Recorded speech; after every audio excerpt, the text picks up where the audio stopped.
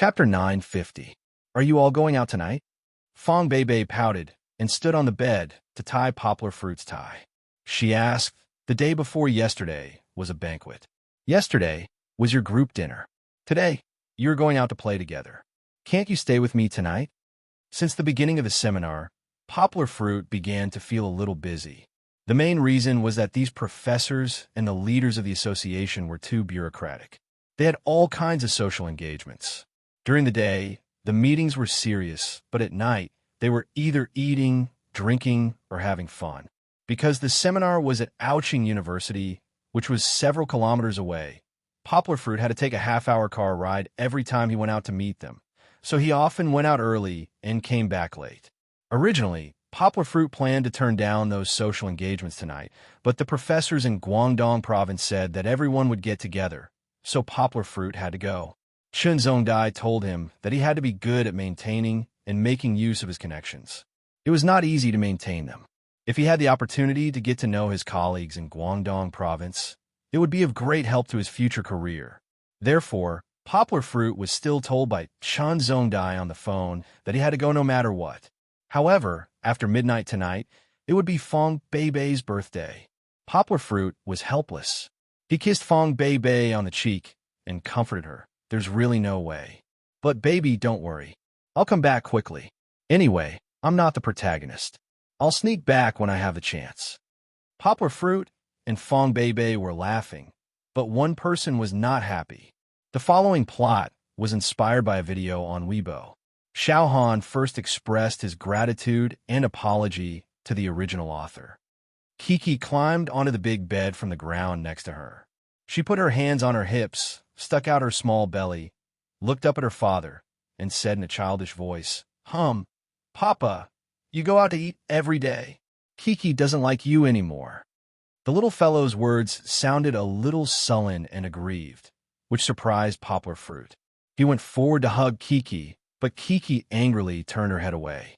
Kiki, what's the matter? Poplar Fruit had to sit by the bed and reach out to hold the little fellow's hand. Kiki had just finished bathing and drying her hair, so her long hair was still a little fluffy. She turned her head and looked at her father with her small eyebrows twisted.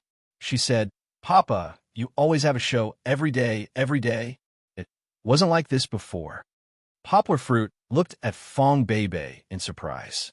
Fong Bei was also dumbfounded. She spread out her hands in confusion and amusement, indicating that she had never taught Kiki to say these words. Come back. When I came back, Kiki was already asleep. Kiki lowered her head, her two small hands intertwined with each other, but her mouth was still complaining. Papa, how could you come back now? The word come was dragged out, and her childish voice sounded very bitter. Poplar Fruit could only pull the little fellow into his arms, hug her, kiss her twice, and apologize. Papa was wrong. And Kiki criticized Papa. It was for your own good. Kiki still had no intention of stopping. She raised her small nose, then used her hand to touch her father's face, and said, I'll let you know what a good papa is. Poplar Fruit suddenly remembered what he often said when he criticized her. Dad criticized you for your own good. You know? You have to know what kind of child is a good child. He didn't expect Kiki's memory to be so good. Everything that Poplar Fruit said to her was now returned to him word for word.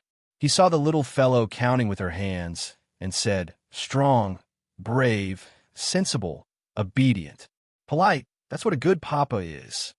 She really recited. These were all things that Poplar Fruit had told her before. Fong Bei was already shaking with laughter at the side, but she didn't intend to interrupt the father and daughter's conversation. She only covered her mouth and secretly laughed. Poplar Fruit helplessly looked at her, rubbed Kiki's head, and said with a sincere expression, Good child, Dad knows he was wrong. Oh, Kiki only stopped for a moment, but she immediately pouted her small mouth. Two small hands grabbed her father's face and asked, Then Papa has to bring his phone with him. Yes, Dad always has his phone with him. Poplar Fruit nodded and took out his phone and shook it.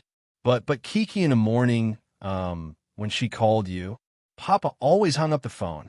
The little fellow wrinkled her small nose and said unhappily, Poplar Fruit scratched his head. He looked at Kiki in surprise and asked, "Was it you?" During the day, Poplar Fruit was in a meeting, waiting about 5 minutes before it was his turn to speak. Seeing Fong Beibei's call, he hurriedly turned it off, but then she called again. He could only quickly reply with a text message, "Wait a minute," and then turn off the phone. Fong Beibei was lying on the bed, laughing. She turned over, holding her stomach, looked at Poplar Fruit, and said, "Kiki secretly took my phone." Poplar Fruit was helpless and also laughed. Kiki was not happy. She glanced at her father, snorted, and said, "You're still laughing." In the end, Poplar Fruit kept apologizing and guaranteeing, and asked for his daughter's consent.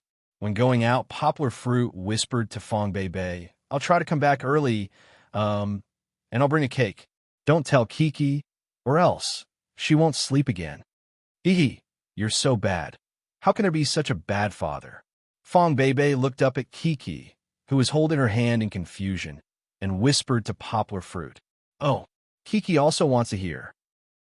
The little fellow faintly felt the existence of the conspiracy and said unhappily, "I didn't say anything. I just said that Daddy will come back early tonight." Poplar Fruit smiled and hugged Kiki, kissed her on the cheek, and said, "I want to come back and tell Kiki stories." Kiki hugged her father's neck and said a little coquettishly, no matter how much she criticized, her father was still her father, and he was still the father that Kiki wanted to be by her side every day. And Daddy will remember. "Come, give Daddy a kiss," Poplar Fruit said with a smile. "Moi." Kiki obediently kissed her father's face, then wiped her saliva and giggled. After handing Kiki to Fong Beibei, Poplar Fruit went up and hugged the two girls again.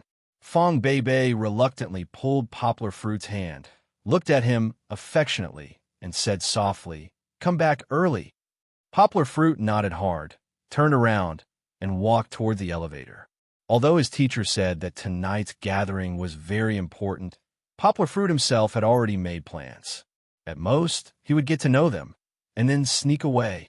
What could be more important than Fong Beibei, who was about to turn 20 years old tonight, and who is already a budding flower?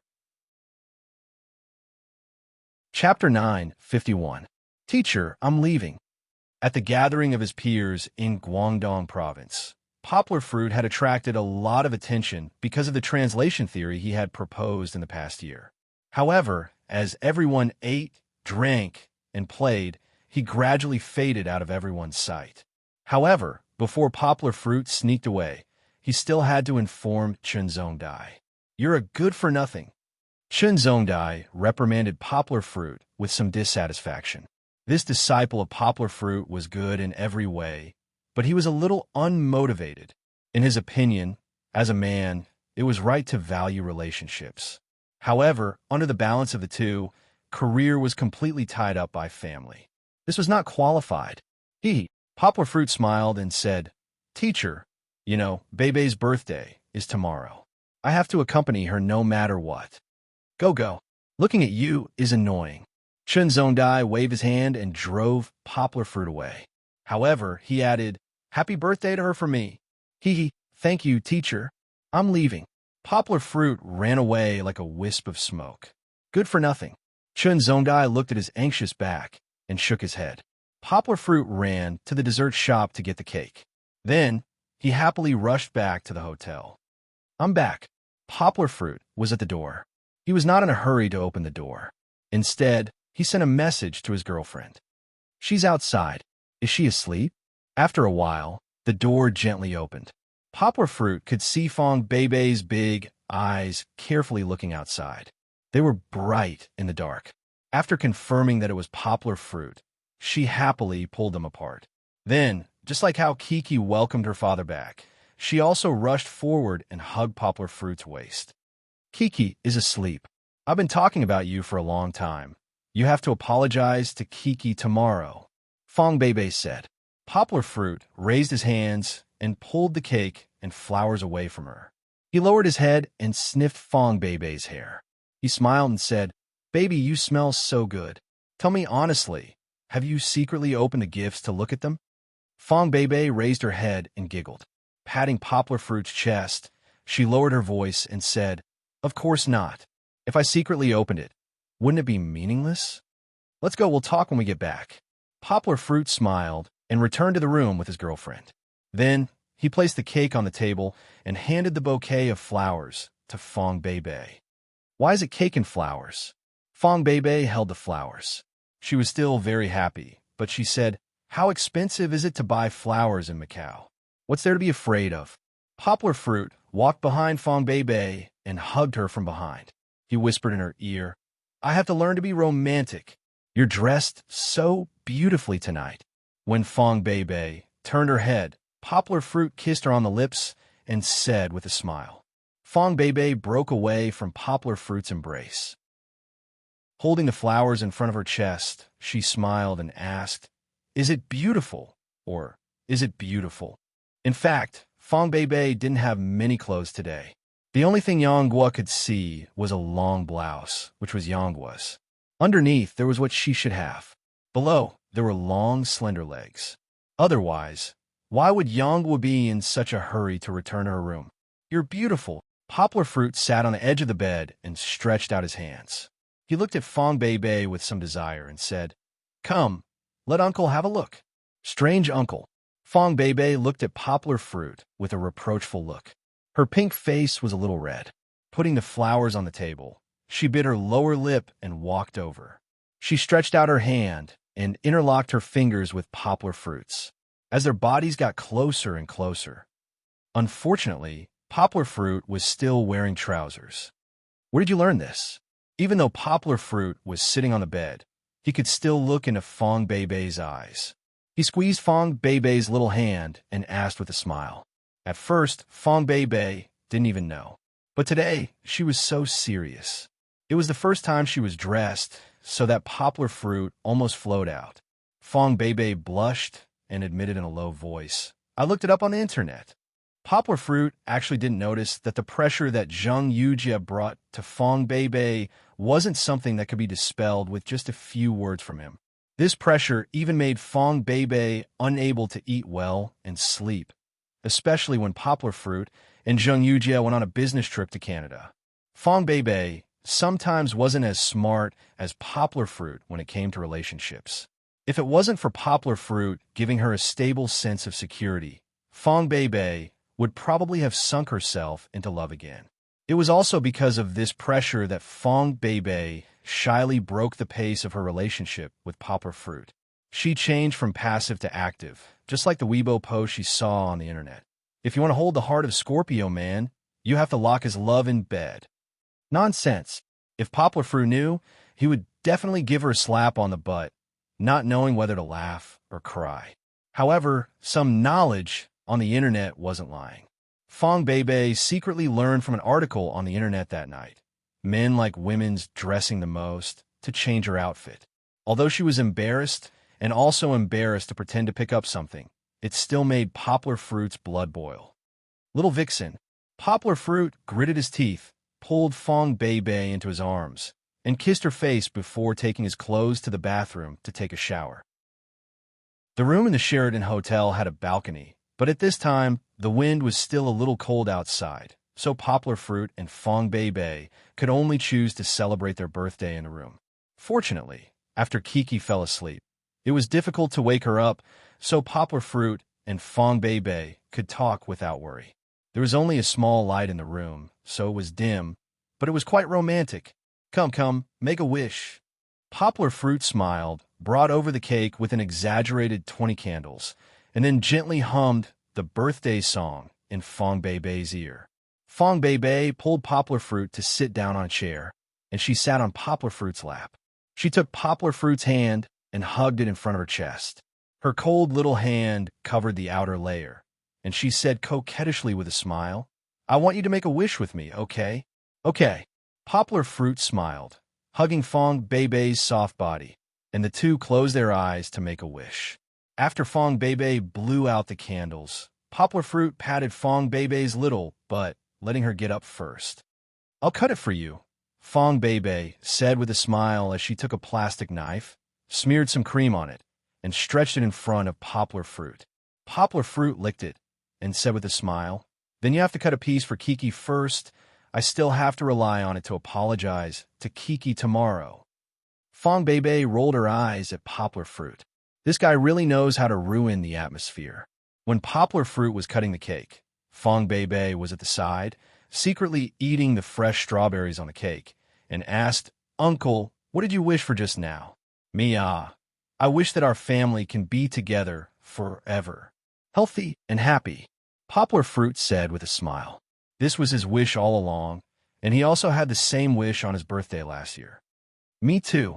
Fong Beibei looked at Poplar Fruit with sparkling eyes full of affection.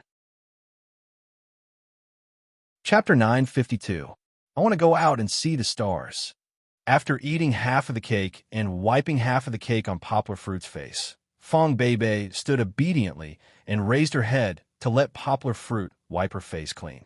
She shook Poplar Fruit's hand and looked at him expectantly.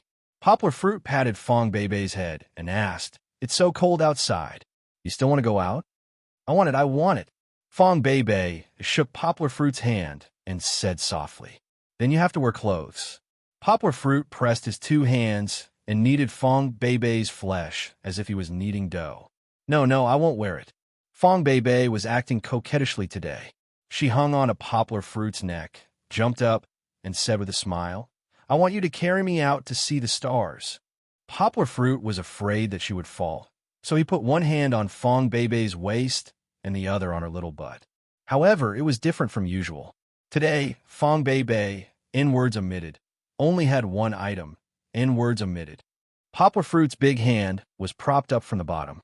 In words omitted, in words omitted, in words omitted, in words omitted, in words omitted, in words omitted, in words omitted, in words omitted, in words omitted, in words omitted, in words omitted, in words omitted, in words omitted. Poplar Fruit's heart skipped a beat, and he looked at his girlfriend. Fong Beibei also looked at him with a red face, but she didn't protest. Looking at her, in words omitted, Yangwu couldn't help but kiss her, in words omitted. After kissing for a while, Poplar Fruit was a little restless, but Fong Beibei reached out and blocked Poplar Fruit's mouth. She blushed and said, "Wait a little longer. There's still a little longer." Her voice was as soft as a mosquito, but in such a quiet room, Poplar Fruit could still hear her clearly. Scratching his head with a smile, Poplar Fruit turned around and pulled up the blanket on the bed.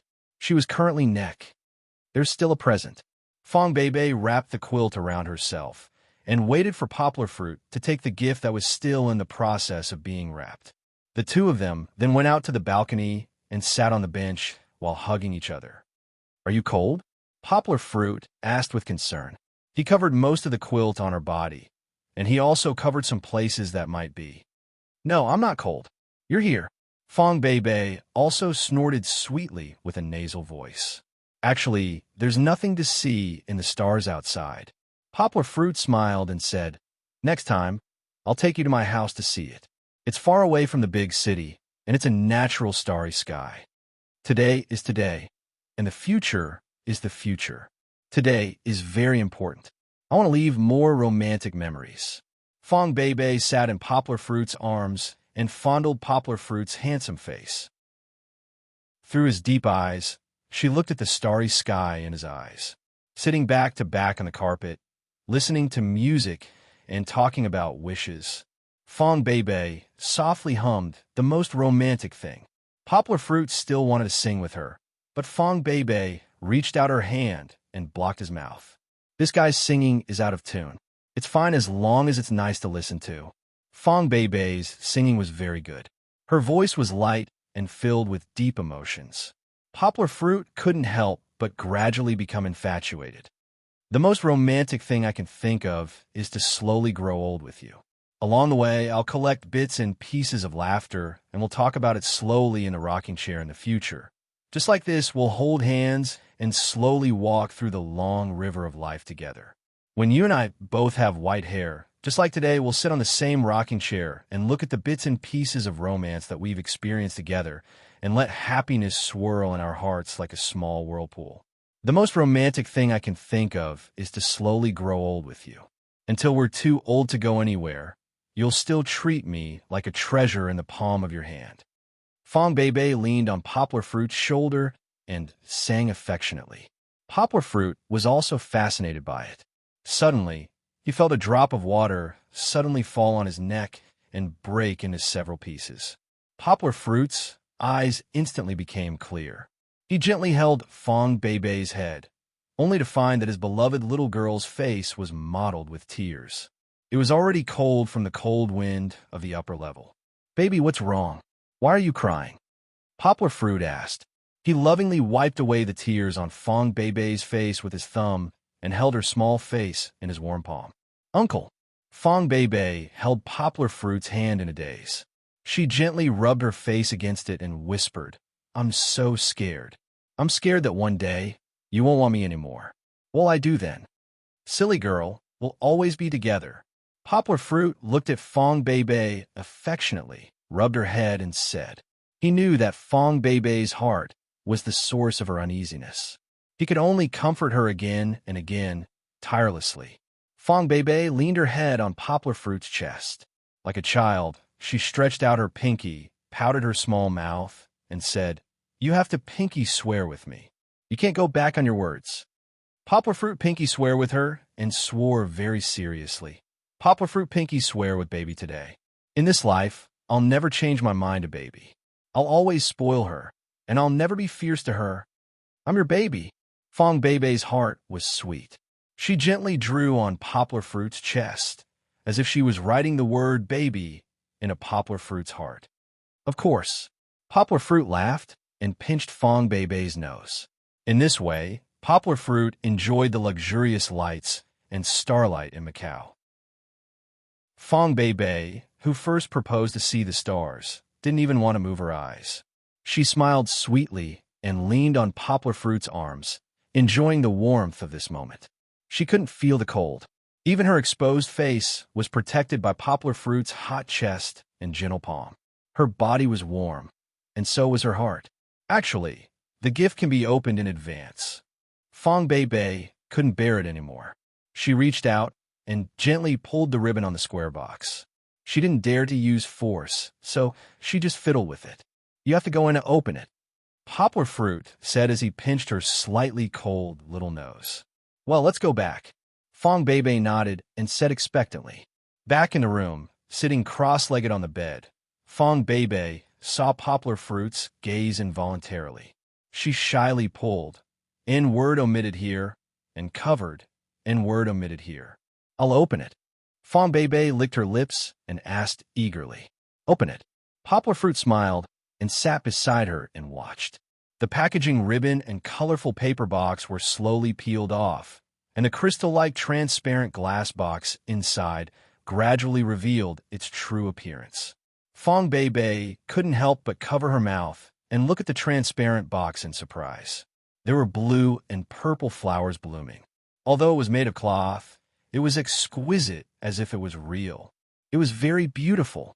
"This is called Forget-Me-Not," Poplar Fruit's soft voice gently reminded. Chapter 953. "What's this?" Fong Bebe looked at the flowers obsessively, but she suddenly saw that there seemed to be something else inside. She raised her head and asked Poplar Fruit in surprise as she pointed at a shiny object that even the flowers couldn't hide. Poplar Fruit taught Fong Bebe how to open the small mechanism. He opened the lid of the glass box and smiled. "Take it out and let's see. There are 2 pieces." Fong Bebe looked in with longing. She reached out and gently pushed away the forget-me-nots, and then carefully held up the crystal maple leaf. Although it was artificial crystal, it was also crystal clear, and just like a red maple leaf when it was in full bloom, this crystal maple leaf also showed a beautiful flame color. Fong Bebe took out the second crystal maple leaf that was exactly the same. She held both of them in her arms and looked at them over and over again. She loved them so much that she didn't want to let them go. "These 2 pieces are exactly the same size." Poplar Fruit smiled and said, "The only difference is their inner content." "Inner content?" Fong Bebe asked in confusion. Poplar Fruit smiled and dug in the box just now. He took out a small wooden box with a magnifying glass. He opened the box and took out the magnifying glass and put the box on the bed. Give me a piece. Poplar Fruit said softly. Don't worry, they're not that fragile. They're very hard. Under Fong Beibei's curious gaze, Poplar Fruit put the crystal maple leaf in the middle of the open wooden box and then pressed a switch on the side. It turned out that there was a small light bulb in the middle of the wooden box, which lit up the crystal maple leaf like a flame. Of course, because of the refraction and scattering, the light of the small light bulb was very soft. Poplar Fruit pointed the magnifying glass at the crystal maple leaf, focused it, and signaled Fong Beibei to look over. Wow, Uncle, there are words. Fong Beibei covered her mouth with one hand and looked at Poplar Fruit in disbelief. Poplar Fruit smiled and said, That's right. These 2 maple leaves are engraved with 2 letters that I wrote to you. The contents of the letters were only known to Poplar Fruit. One letter was about the past, which was the leaf that Fong Beibei was looking at now. Poplar Fruit used an impromptu poem to recall the moment when they met. It was love at first sight, but she was too slow. Fortunately, she didn't miss it.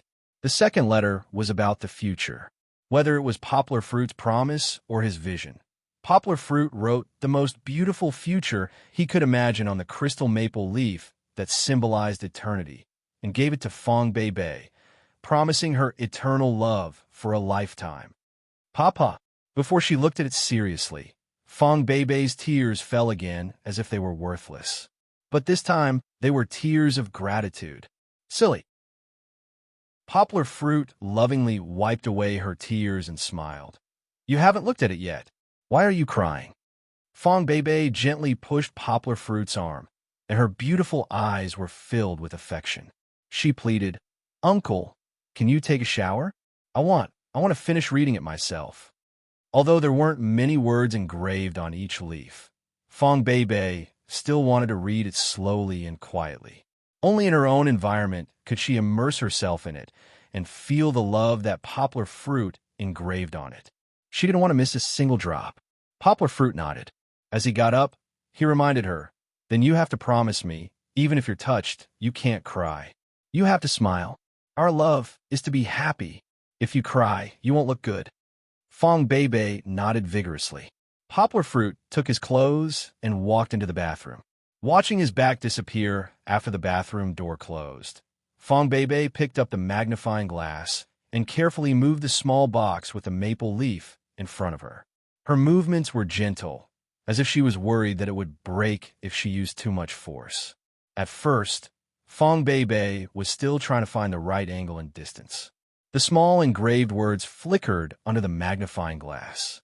She had to aim at the right place, hold her breath, and not shake her hands to see it clearly. The sprite that jumps in the heart. It should be the title. Fong Beibei looked at the next line, which read, Weird Uncle dedicates it to his favorite baby. Fong Beibei couldn't help but laugh. Her hands were shaking as she whispered softly, He still remembers that he's a weird uncle. In her mind, she remembered the first time she looked back. Poplar Fruit was holding the infant Kiki and secretly watching her dazed look. The drizzle is like silk, the drizzle is thick, and the leaves are green. Fong Beibei read the first line softly. Her eyes began to blur. It seemed that she was being led step by Poplar Fruit into the world he created. In fact, although this poem was called a poem, it didn't seem like one. It was less neat than ancient poems, and it couldn't be categorized as a modern poem. It could be considered a poem, but it was an impromptu love poem that came from the bottom of his heart. The hanging willow branches turned into pearls and fell into the grass to gather into a trickle. It was as quiet as a splash of ink painted with coldness. The background was harmonious and lacked a touch of romance. The second line described a scene. Was it the scene by the lake? It looked like it, but it didn't look like it. Inadvertently, a young lady broke into the grass and disturbed the tranquility. Like a naughty elf, she jumped on the tip of the grass and danced with her delicate feet, stirring up clear waves and shattering the sparkling and translucent leaves into the interconnected water surface. She understood.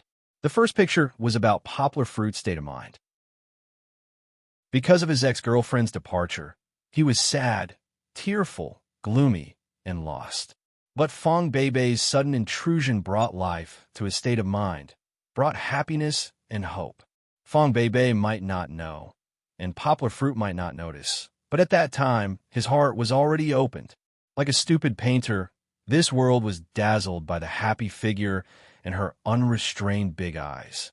He simply wiped away the clouds and rain with a stroke of his brush and let in the sunshine.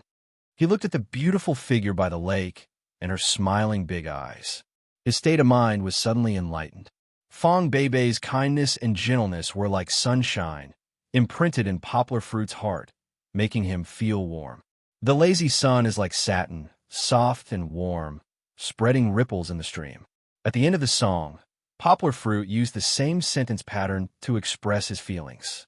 Because of Fong Beibei's appearance in his life, he felt like he was bathing in the warm sunshine every day. There was no longer the continuous drizzle of love, only the hope of improving himself every day. Fong Beibei was not moved to tears like before. She gently stroked the maple leaf that Poplar Fruit carved with his heart and love, and the corners of her mouth gently curved up. Just like Poplar Fruit's state of mind, at this moment, she also felt soaked in love, warm and happy. Chapter 954. Humph, Papa, you're lying. Kiki will never believe you again. Papa knows he's wrong. Look, didn't Papa buy you a cake to make amends? Kiki, don't you like to eat cake the most? In the room, the conversation between Kiki and Poplar Fruit could be heard from afar, and the bright sunlight also shone in the room, making the room warm. Fong Beibei's long eyelashes trembled, and she squinted her eyes and woke up. But, the little girl seemed to swallow her saliva and said hesitantly, Papa is wrong. Then, the cake is here. Kiki, do you want to forgive Papa? Poplar Fruit wanted to carry on with his rascal father to the end. In the end, the temptation of the cake was still strong. Kiki licked her small mouth, stared at the cake, and said with a weak position, Okay, Kiki forgives Papa. Uffed. The laughter from the bed made Poplar Fruit and Kiki couldn't help but turn their heads, only to see Fong Beibei propping up half of her body, one hand lifting up her messy hair and looking at them. Sister Beibei, you're sleeping in. Kiki didn't care about the cake. She jumped down from the chair, jumped on the bed, and chirped, The sun is shining on your butt. Poplar Fruit certainly knew why Fong Beibei woke up so late. Yesterday, they were tossed until the latter half of the night. In the end, Poplar Fruit even carried her to take a hot bath and change the new sheets. Except for Poplar Fruit, who else could be alive and kicking so early in the morning? Besides, Fong Beibei had just experienced the pain of breaking a melon, so her mental and physical consumption was huge. Naturally, she needed to sleep to recover. It seemed that after one night, Fong Beibei had changed a lot. It seemed that her skin was more rosy, and when her hair was combed, there was a bit of mature charm that couldn't be felt before. These changes were all because of Poplar Fruit. Poplar Fruit walked over and sat beside Fong Beibei. He touched Fong Beibei's face lovingly, and then kissed her forehead. Uncle, good morning. Fong Beibei didn't care about Kiki's watching, stretched out her arms and hung around Poplar Fruit's neck, and said sweetly, Good morning. Poplar Fruit smiled brightly, looking at her, and said, Are you still sleepy? Are you sleepy? Fong Beibei shook her head and smiled. Fong Beibei's Poplar Fruit, and Kiki, however, just as Fong Beibei moved her legs, she screamed and didn't dare to move anymore. Although Poplar Fruit treated Fong Beibei gently yesterday, after all, it was Fong Beibei's first time, and Poplar Fruit was stronger than the average person. So now Fong Beibei felt a burning pain between her legs when she moved slightly. Uncle, it hurts. Fong Beibei pouted and looked at Poplar Fruit pitifully. Poplar Fruit scratched his head, a little embarrassed. He lowered his head, put his hand under Fong Beibei's legs, and gently picked her up. Don't move today. Leave everything to me. Poplar Fruit looked at Fong Beibei gently and said, He didn't have any specific task today, only a lecture. Originally, he wanted to listen to it because he was interested, but today his girlfriend was more important, so he might as well skip the whole day. Fong Beibei smiled sweetly and leaned her head on Poplar Fruit's chest. Sister Bebe is lazy. She doesn't walk by herself. She wants Papa to carry her. Chi-Chi was still a little jealous. When she saw how well her father treated Sister Bebe, she felt an indescribable sense of nervousness in her heart. It was as if she was afraid that her father would be snatched away from her. Your Sister Bebe fell yesterday. Her body is injured, so it's inconvenient for her move, so she wants Papa to carry her. Poplar Fruit smiled and coaxed the little girl. Jealousy came and went quickly. After hearing her father's explanation, Chi-Chi's vigilance turned into concern. She was still very kind at heart, so she ran over and circled around her father. She asked with concern, "Did Big Sister Bebe fall?" Kiki also had the experience of falling. Although her skin was scraped, it quickly recovered under her father's care, but the pain at the time of injury was not good. "Where does it hurt? Let Papa blow. Papa will blow it, and it will be fine," Kiki said, thinking that she was very smart. But Fong Bebe thought of another direction. Her face turned red, and she buried herself in Poplar Fruit's arms like an ostrich. Chi-Chi was puzzled. She didn't know why elder Sister Bebe would have such a reaction. The little fellow paced around in front of the bathroom and watched as his father helped elder Sister Bebe wash up as if he was taking care of her. However, he couldn't help but sneak a glance at the cake on the table. His father had taken it out of the fridge, and it was still cold. "It must be delicious." "Uncle, don't you have to go to the meeting?" Fong Bebe asked Poplar Fruit while washing her face. She had difficulty moving, but it was not that she could not take care of herself. Of course, she washed her face and brushed her teeth by herself. "I skipped. I haven't skipped class for a long time." Poplar Fruit whispered to Fong Bebe. This was not a good thing. Kiki could not hear it and lured in the future. Back at the table, Poplar Fruit had already ordered breakfast from the hotel waiter, and it was sent to the room. There was hot bone porridge, which was for Fong Bebe to supplement collagen, and there was a special Portuguese tarts, which looked very appetizing. There were also various pastries. Poplar Fruit considerately found a soft sofa cushion and put on the chair, so that Fong Bebe could not directly touch the cold chair. Kiki sat in her seat and looked at the cake in front of her reluctantly. Then, she looked at Fong Bebe and said with a little heartache, "Sister Bebe, Kiki's cake is for you to eat. Eat half of it." Fong Bebe was so surprised that her mouth formed an O shape. She knew how much Kiki liked cream cake. She ate it without caring if her stomach could take it, but she actually gave the cake to her, half of it. Poplar Fruit only cut a small piece for Kiki, and Kiki herself could not eat enough. Poplar Fruit was also very surprised. He knew Kiki better, so he smiled and said, "Baby, Kiki is so good to you. She is not willing to share her food with just anyone. She doesn't even give it to Daddy. Sigh. Sister Bebe is injured. Kiki has to take care of Sister Bebe." Kiki pouted.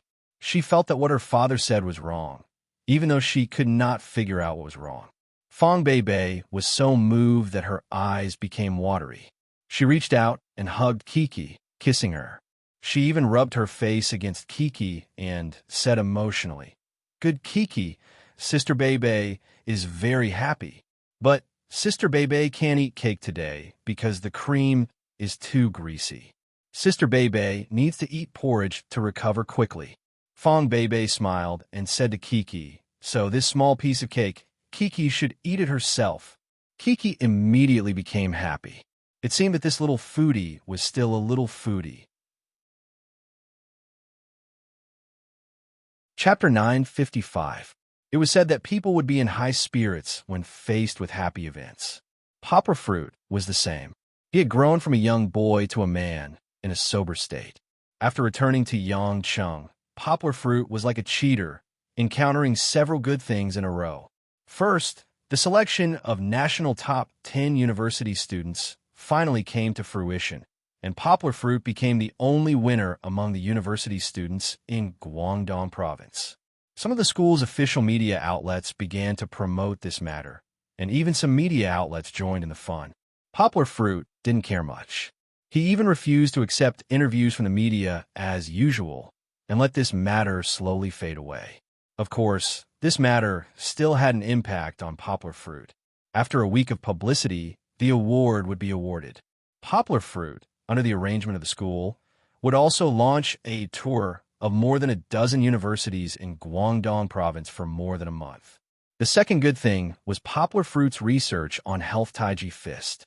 While maintaining the most basic beauty, he removed some cumbersome movements that were difficult to learn and added 2 movements that were beneficial to the heart and lungs after training, integrating them into a new type of health taiji fist. Poplar Fruit didn't dare to use his own name casually because of the suspicion of picking up other people's wisdom. He only taught it to Fong Beibei and Chun Anlin in a low-key manner. From her, it was spread to the grandpas and grandmas in the square who liked to get up early to exercise. As for how effective it would be, he couldn't tell at the moment, but Poplar Fruit was very confident. This was because when he personally experienced it, he could feel the nourishing effects of this taiji fist. Although it couldn't be as fierce and aggressive as Taekwondo, it was easy to learn and its health effects would gradually spread. Poplar Fruit didn't intend to ask for any intellectual property rights for this health taiji fist. He only recorded it as an interest class and put it in his own remote education system. As for Chun Anlin, Poplar Fruit purely helped him out of friendship and didn't ask for anything in return. Originally, Chun Zongdai had some complaints about Poplar Fruit skipping work on the last day of the seminar. However, Poplar Fruit excitedly came to him over the weekend and provided him with a preliminary research report of nearly 30,000 words.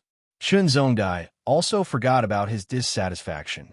In Chun Zongdai's eyes, Poplar Fruit's 30,000 words were hundreds of times more precious than any translation theory. Why did he say that? No matter how good the theory was, it was still a theory and research, and it was more practical than ideal.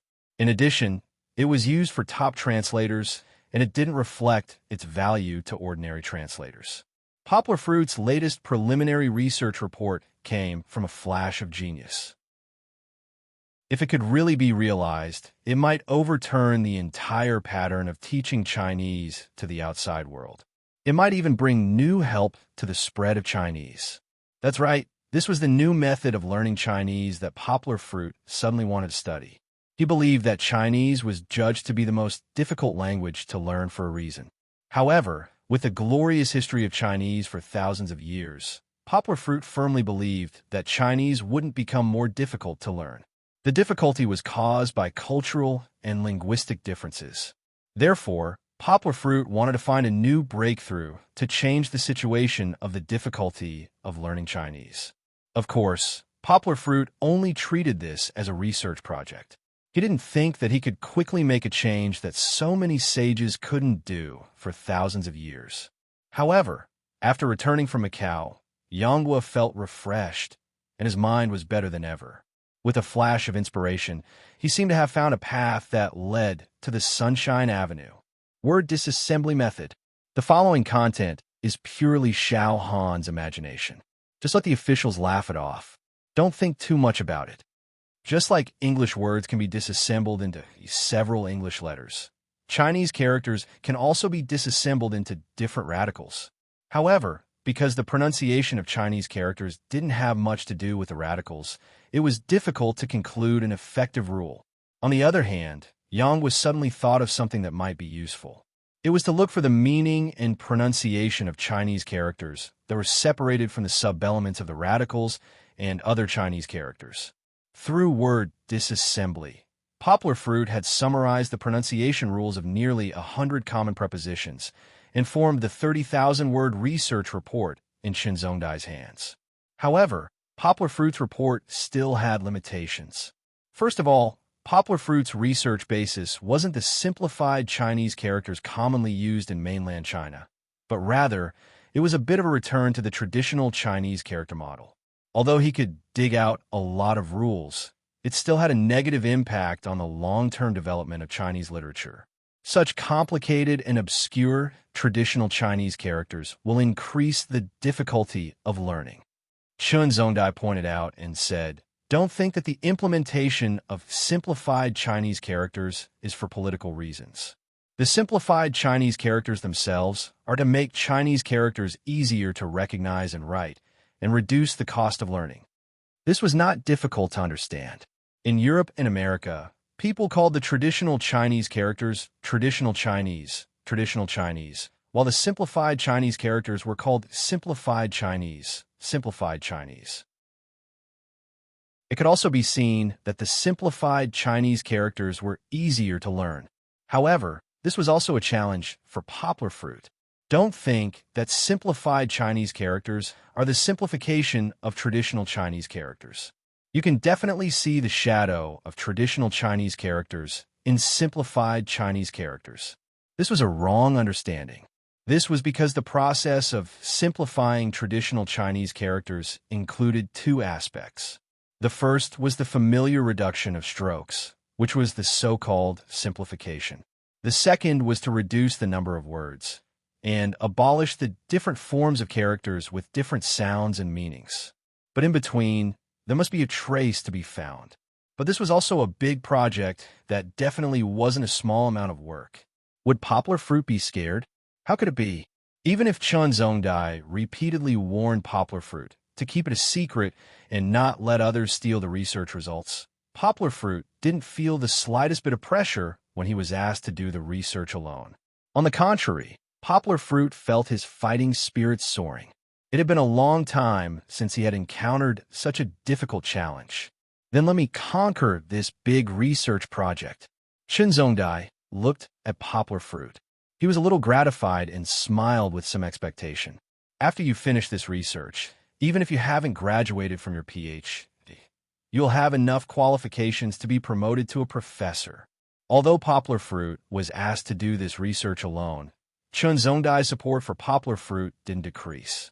He helped poplar fruit invite a retired old professor from the Chinese department. He was once a leading figure in the Chinese research field in China.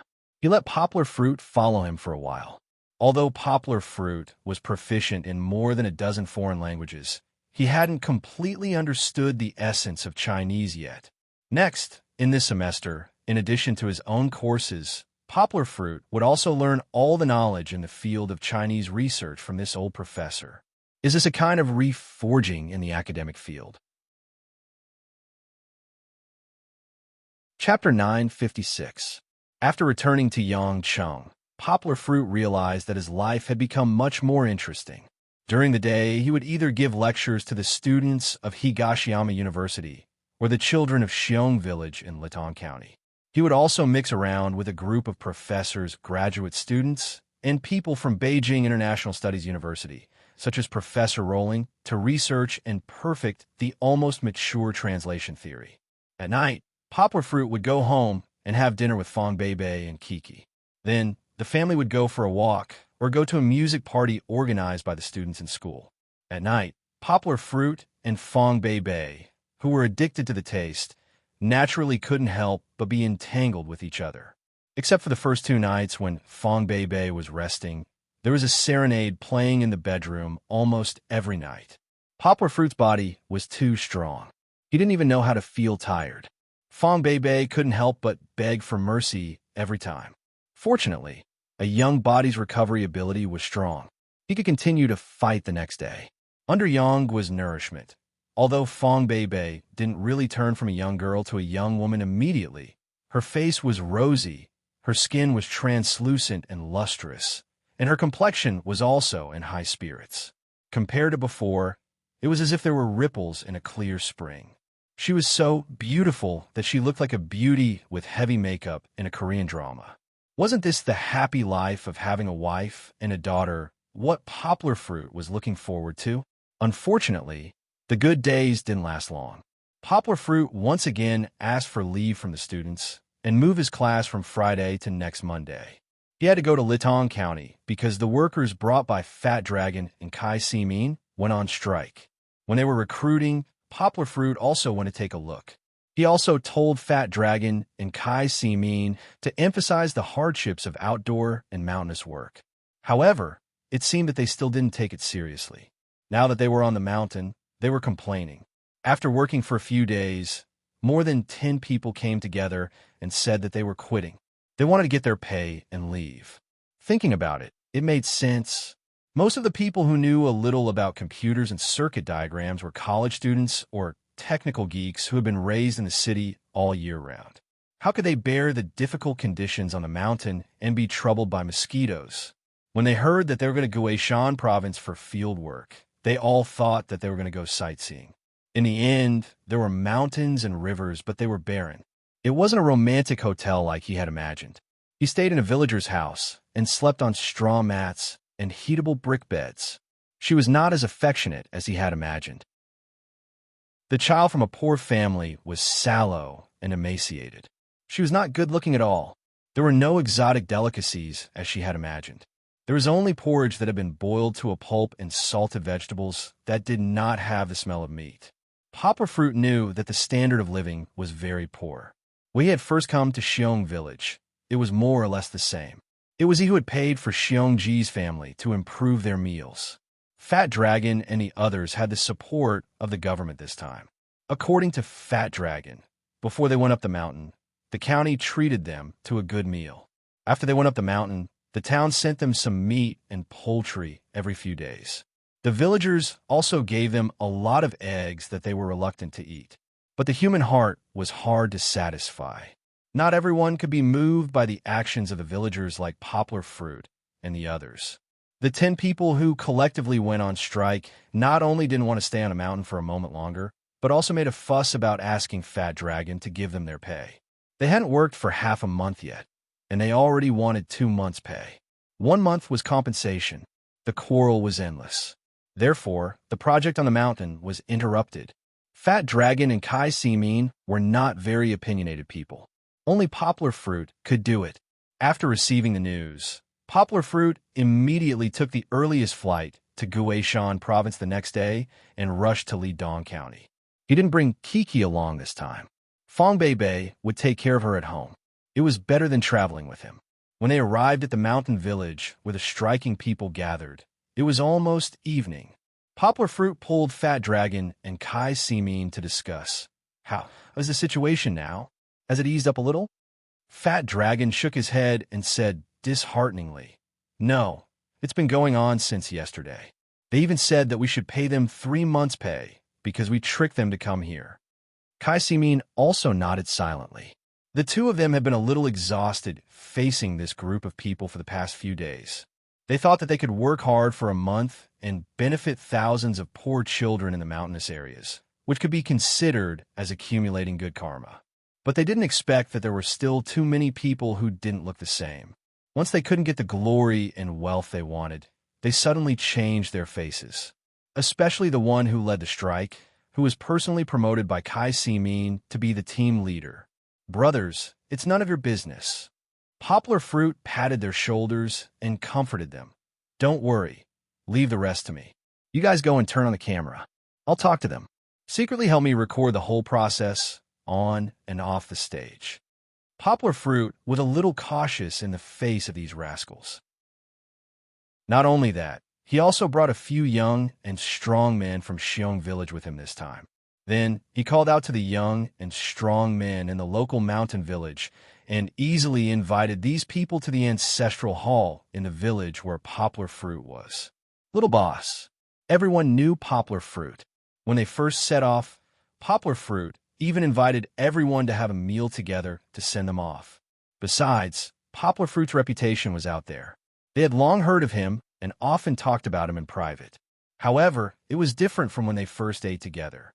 Poplar Fruit now had a straight face. His serious expression set off the fierce-looking throne behind him, and even the entire ancestral hall had a somber feeling. "You guys want to quit?" Poplar Fruit coldly glanced at them, snorted, and said, "Sure, if you don't want to do it, stand out." His voice was not loud, but it was somewhat frightening. Many timid people hesitated and did not dare to come forward. However, there were still a few brave people in the lead. They strode forward and pulled others, shouting, "If you don't want to do it, stand out.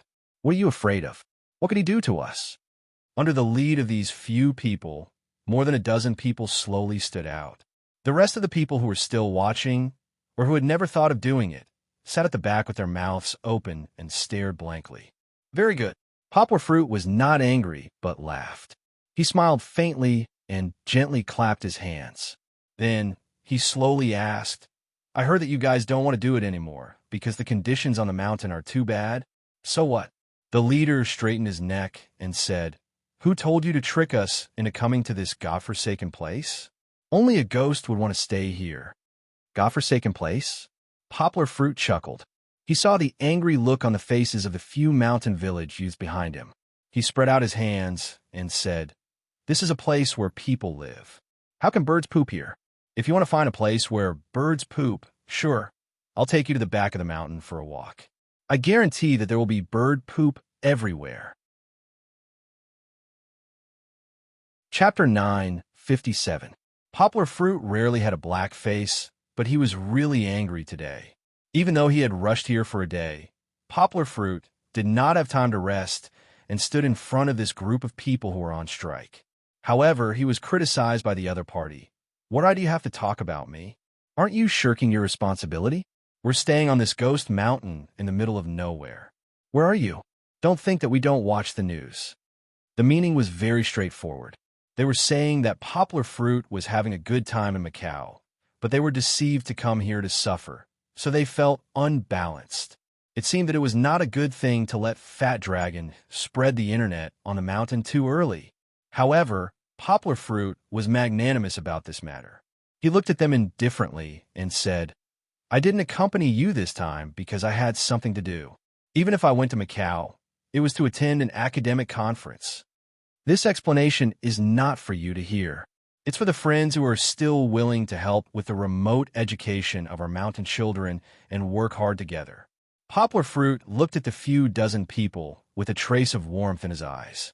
But you, Poplar Fruit pointed at the group of people who were on strike and said with a sneer, You said that I'm not qualified to talk about you. So what? The leader said with a stiff neck. He was going to bite the bullet and go against Poplar Fruit today. These guys stayed in front of the computer all day, so their stomachs were thicker than their waists.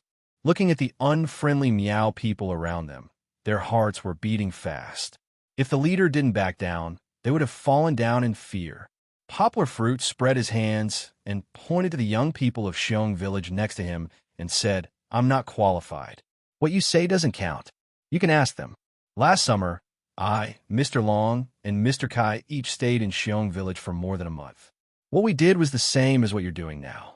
We're not as simple as you. Everything needs to be explored step by step. The environment in Sheung village is worse than the mountain village that everyone is standing in now. It takes 2 hours to go up the mountain. It's good enough that we have food. We have never expected anyone to send us chickens, ducks, or pork to improve our meals. Poplar Fruit looked into their eyes, chuckled, and said, Are you saying that I don't have the right to criticize you? At the beginning of this year, I came to Lidong County and followed Director Meng of the Lidong County Education Bureau. In order to investigate more than 4,000 students in the poor mountainous areas of Lidong County, we spent 3 days walking through 16 poor mountain villages in Lidong County. You said that you're working hard right now, but do you know that during this period, including Director Meng, we've been drinking bottled spring water and eating the steam buns that we brought with us? Due to the lack of time, we didn't even have the time to sit down for a meal or have a good sleep. So you're saying that I don't have the right to criticize you? Poplar Fruit stared straight into their eyes, causing their eyes to flicker. What are we doing? Are we unscrupulous businessmen who go around extorting money? Poplar Fruit said loudly. No, we're doing charity work. We've worked hard for a month or two, and we've contributed our knowledge and strength to these children. Poplar Fruit pointed outside the ancestral hall and said, We're giving these children who can't go to school a chance to study at the same level as the children in the city. Think about the significance of this matter. What does our little bit of hard work count for? Poplar Fruit raised his head and said proudly, We're just ordinary people, but we can also bring light to others. Poplar Fruit's words made the people behind him who didn't want to wallow in the mire with this group of people puff out their chests. The group of people who were on strike gradually showed signs of collapsing. It was still the leader who braced himself and shouted, I don't care what you say. Anyway, I can't stay in this damn place any longer. I can't find a job anywhere, so why should I suffer with you? Let me ask you a question. Poplar Fruit ignored him and looked at the others. His voice became gentler as he said, "When you came for the interview, did Mr. Long and Mr. Kai tell you about the special nature of this job?" A few people hesitated and nodded, but the leader turned around and glared at them fiercely. He said, "Don't listen to him. He didn't say anything." Poplar Fruit laughed and pointed at the people sitting behind him. He asked, "When we signed the contract, did Mr. Long and Mr. Kai emphasize that our job requires us to assemble computers in remote mountainous areas?" "Yes," they answered in unison. "Did the contract clearly state the nature of the job?" Poplar Fruit continued to ask. "Yes." "Then before you left, when I saw you off, did I tell you about the situation in Litong County?" Poplar Fruit asked. He clearly remembered that during the meal, Poplar Fruit smiled and said to them, "When you're on the mountain, if there is anything you're not used to, you should tell me. The company will do its best to help you solve it. The conditions in a mountain are tough, so everyone should try their best to overcome it." "Yes." 3 questions in a row, 3 affirmative answers, gradually began to make the few people who were on strike panic. They shouted, "What nonsense are you talking about? Don't be fooled by him. Do you want to stay in this damn place forever? Let me tell you, he tricked you into coming here. Maybe you will be tricked into staying here forever in the future. Then you will regret it. Rumors are misleading." Poplar Fruit slammed the table. In his anger, he couldn't hold it in, and the table collapsed with a crash. In silence, the people in the ancestral hall stared at the pile of broken wood. On the one hand, they couldn't believe it, and on the other hand, they were a little scared. Poplar Fruit had never thought of tearing down the table in the ancestral hall, but he didn't expect it to be so fragile. Since the table had collapsed, Poplar Fruit had no choice but to cough twice to get everyone's attention. "If you don't want to stay here, we won't force you to stay." Poplar Fruit laughed and said, "Everyone has their own ambitions. We are doing charity, not bandits. Tomorrow, we will send someone to send you home." But Poplar Fruit stopped the leader of the group of people who were on strike from interrupting. He waved his hand and said, "You want us to compensate you? That's impossible. We can give you this month's salary, and we will also provide you with tickets to return home. Since there is no fate, let's part on good terms." "If you don't compensate us, why should we part on good terms?" The leader shouted angrily, "If you don't compensate us, then you're blackmailing us. We'll sue you." Poplar Fruit didn't get angry. Instead, he laughed and said, "Okay, if you want to, go ahead and sue us. You can try and see if you sue us or we sue you. Don't forget, the contract is written clearly in black and white. Now, we don't want you to lose your work, and we will give you this month's salary, but we will reserve the right to pursue the matter. When the time comes, we can go to court and let the judge judge to see if you are right or we are right." Poplar Fruit pointed to the cameras around the venue and said, "Every word I say is recorded here. Don't try to slander me and force you to do anything. These are all evidence." The strike plan was disrupted by Poplar Fruit, and the so-called threat of going to court was also defeated by the loopholes pointed out by Poplar Fruit. Panic pervaded the whole group of people on strike. Even the leaders were helpless. Looking at the questioning eyes of their teammates, they wanted to cry but had no tears. Chapter 958. The next day, the people who went on strike left Lidong County dejectedly. Poplar Fruit didn't know if they would bring trouble to them in the future, but they still kept the evidence, just in case. This incident reminded Yonghua that public welfare wasn't something that could be done by just relying on their hot-bloodedness. As the amount of money involved increased, so did the number of people involved. It required a professional system and professional people to operate it. Only then would there not be trouble over and over again. After Poplar Fruit went back, he would take measures to solve these problems one by one. But before that, he had to face the problem of not having enough manpower. We were already short of manpower before. Now that more than half of them have left, it's even more troublesome. Fat Dragon said to Poplar Fruit worriedly. There were more than 4,000 students. They had to assemble so many pieces of equipment and instruct the village's school administrators to teach them how to use the equipment. Let alone a month or two, Even with the current 10 people, they might not be able to complete it by the end of the semester. Time wasn't a problem for Fat Dragon and the others for the time being, but for so many children waiting for them, every minute and every second was extra precious. Poplar Fruit turned to look at Meng Ping. Meng Ping had just come up the mountain not long ago. He asked, "Uncle Meng, do you think it's possible for us to ask the villagers in the mountain for help? Didn't you say that your work was very delicate? They don't know anything, so how can they help?" Meng Ping asked doubtfully. Even he was dazzled by the parameters on the machines, let alone the villagers who might not even be at the primary school level. He couldn't understand them. Fat Dragon also looked at Poplar Fruit doubtfully. He nodded and said, "Yes, it might be very difficult." Poplar Fruit sighed and said, "I've thought about it, but we have to realize that it's very difficult for us to find suitable replacements. Even if we hurry to recruit people, they might not be able to endure as much as the people who just left." Meng Ping nodded. As a native of Lidong County, he was quite upset when he heard that the workers had to leave because of the harsh environment. He couldn't sleep for the past 2 nights. He was just a small bureau chief and did not have the ability to change the poverty situation in Lidong County. Poplar Fruit continued. "In addition, just like the situation in Xiong Village, we need to train the school administrators in the village in the future. We need to teach them the basic maintenance and use of the system so that they can manage it in the future. If that's the case, we can ask them to come over and help in advance.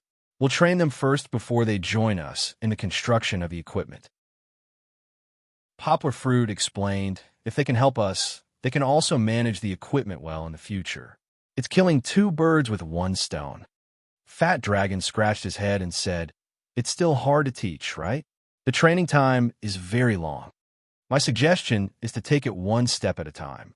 First, let them follow your team and learn how to connect the wires," Poplar Fruit said. "The complicated work can be delayed and taught slowly. I don't believe that I can't learn it after learning from you." Fat Dragon thought for a moment and said, "If it's just in terms of hardware, it should be okay. But the people you choose should at least be literate, right?" Poplar Fruit was not worried about the software, because as long as the equipment was assembled, Fat Dragon could control it remotely. As for those who can read, Yangguo was in a bit of a dilemma. He turned his head and looked at Meng Ping. Meng Ping was also in a bit of a dilemma. He said, "Don't even think about those who know English. I'm afraid there aren't many who can read." "Let's try," Poplar Fruit said. "At least 2 to 3 people from each village who can read Chinese and understand Mandarin. Also, it's best if they are not too old and are enthusiastic and responsible. The requirements are really high." Meng Ping shook his head with a bitter smile. "But you're right. The person in charge of the school should have such qualities." Meng Ping finally nodded and helped to contact the 16 villages to send people. In order to help stabilize the situation, Poplar Fruit stayed and ate and lived with the staff who stayed. He even took the lead to help them assemble the computers. Poplar Fruit was among them, acting as a translator and a bridge. He helped them integrate into the village's environment. Although he could not change the nature of these guys who were otaku, at least they would not be so isolated in the village for the time being. When they went out and saw them, they would not lower their heads and pretend not to see them like before. They would greet them and ask about their well-being. They felt the enthusiasm of the villagers. The children in the village were also willing to communicate with them. When they were resting, they would be surrounded by energetic children who devoutly listened to them talk about the outside world. The difficult environment could not be changed, but it could change their view of the people here. Many people told Yanghua in private, "It turns out that these villagers are just like them. They're all alive and have a strong desire for a better life." Especially those children. Although they were a little pitiful, they were just as cute as the children in the city. They even had the simplicity that they had lost for a long time. A staff member told Poplar Fruit about a little boy who went up the mountain and did not care about his arm being cut by a tree branch just to get him 2 warm bird eggs. When a staff member held the eggs, he was so moved that he could not help but cry. Originally, Poplar Fruit had planned to persuade them with Meng Ping if it really did not work out. However, he had underestimated the importance that the villages placed on the children's education. In less than 2 days, Every village had sent people over, and some villages even sent 4 or 5 people. Children's education is important. Even if they can't get into university, they can still earn more by working. The children in the village who don't study will be discriminated against when they go out. Seeing how successful the Xiong family is, we can't sit still. A village elder led the group. He rubbed his hands and smiled at Poplar Fruit and Meng Ping. If we can help, we will not shirk our duty. Meng Ping looked excited as he hugged him and said, "You are right. Only by studying can we change our lives. Thank you, thank you." His words of gratitude came from the bottom of his heart, and he should be the one to say it. After all, education was originally the job of the Education Bureau, but they could not do it well. They needed people like Poplar Fruit to make a breakthrough. Even when they encountered difficulties, he did not lend a helping hand like the villagers. Meng Ping felt guilty. Seeing the huge reinforcements from the various villages, Poplar Fruit felt a surge of new strength in his heart. He could not do anything, but looking at the spirited faces, Poplar Fruit believed that not only would their work not be delayed, they might even be able to complete it ahead of time. Poplar Fruit did not continue to stay because his usefulness was no longer obvious. He had to return to Yangcheng. There, he was needed to recruit more university students to join their charity work. Chapter 959. After Poplar Fruit returned home, the happiest person was Kiki, but the most unhappy person was Kiki. She was angry and complained about her father's frequent absence. Compared to the past, Poplar Fruit not only went on business trips more frequently this year, but he also often didn't bring Kiki along. Although Sister Bebe was at home, Kiki still felt empty. Her father's position in Kiki's heart was unique. Even Kiki's favorite Sister Bebe couldn't replace her father as her companion. Originally, Kiki didn't stick to her father much, but this time when her father went out, Kiki always had a sense of crisis in her heart that her father didn't want Kiki anymore. Therefore, Poplar Fruit helplessly found that the little girl began to become clingy.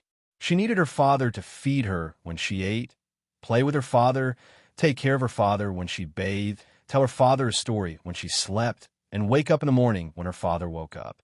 Sometimes, when Poplar Fruit had things to do, Kiki wouldn't let Fong Bebe do it. When Poplar Fruit went to class, Kiki also held her father's hand tightly and didn't allow her father to leave no matter what. Later, Poplar Fruit had to take Kiki to class.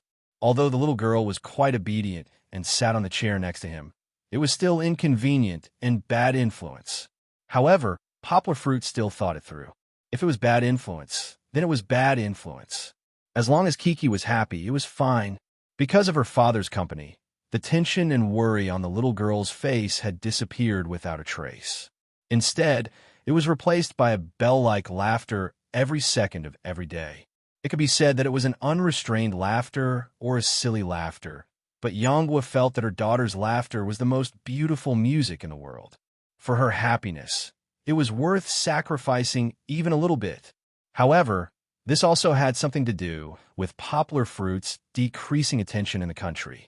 Since the beginning of the year, he hadn't accepted any media interviews and didn't participate in any television programs.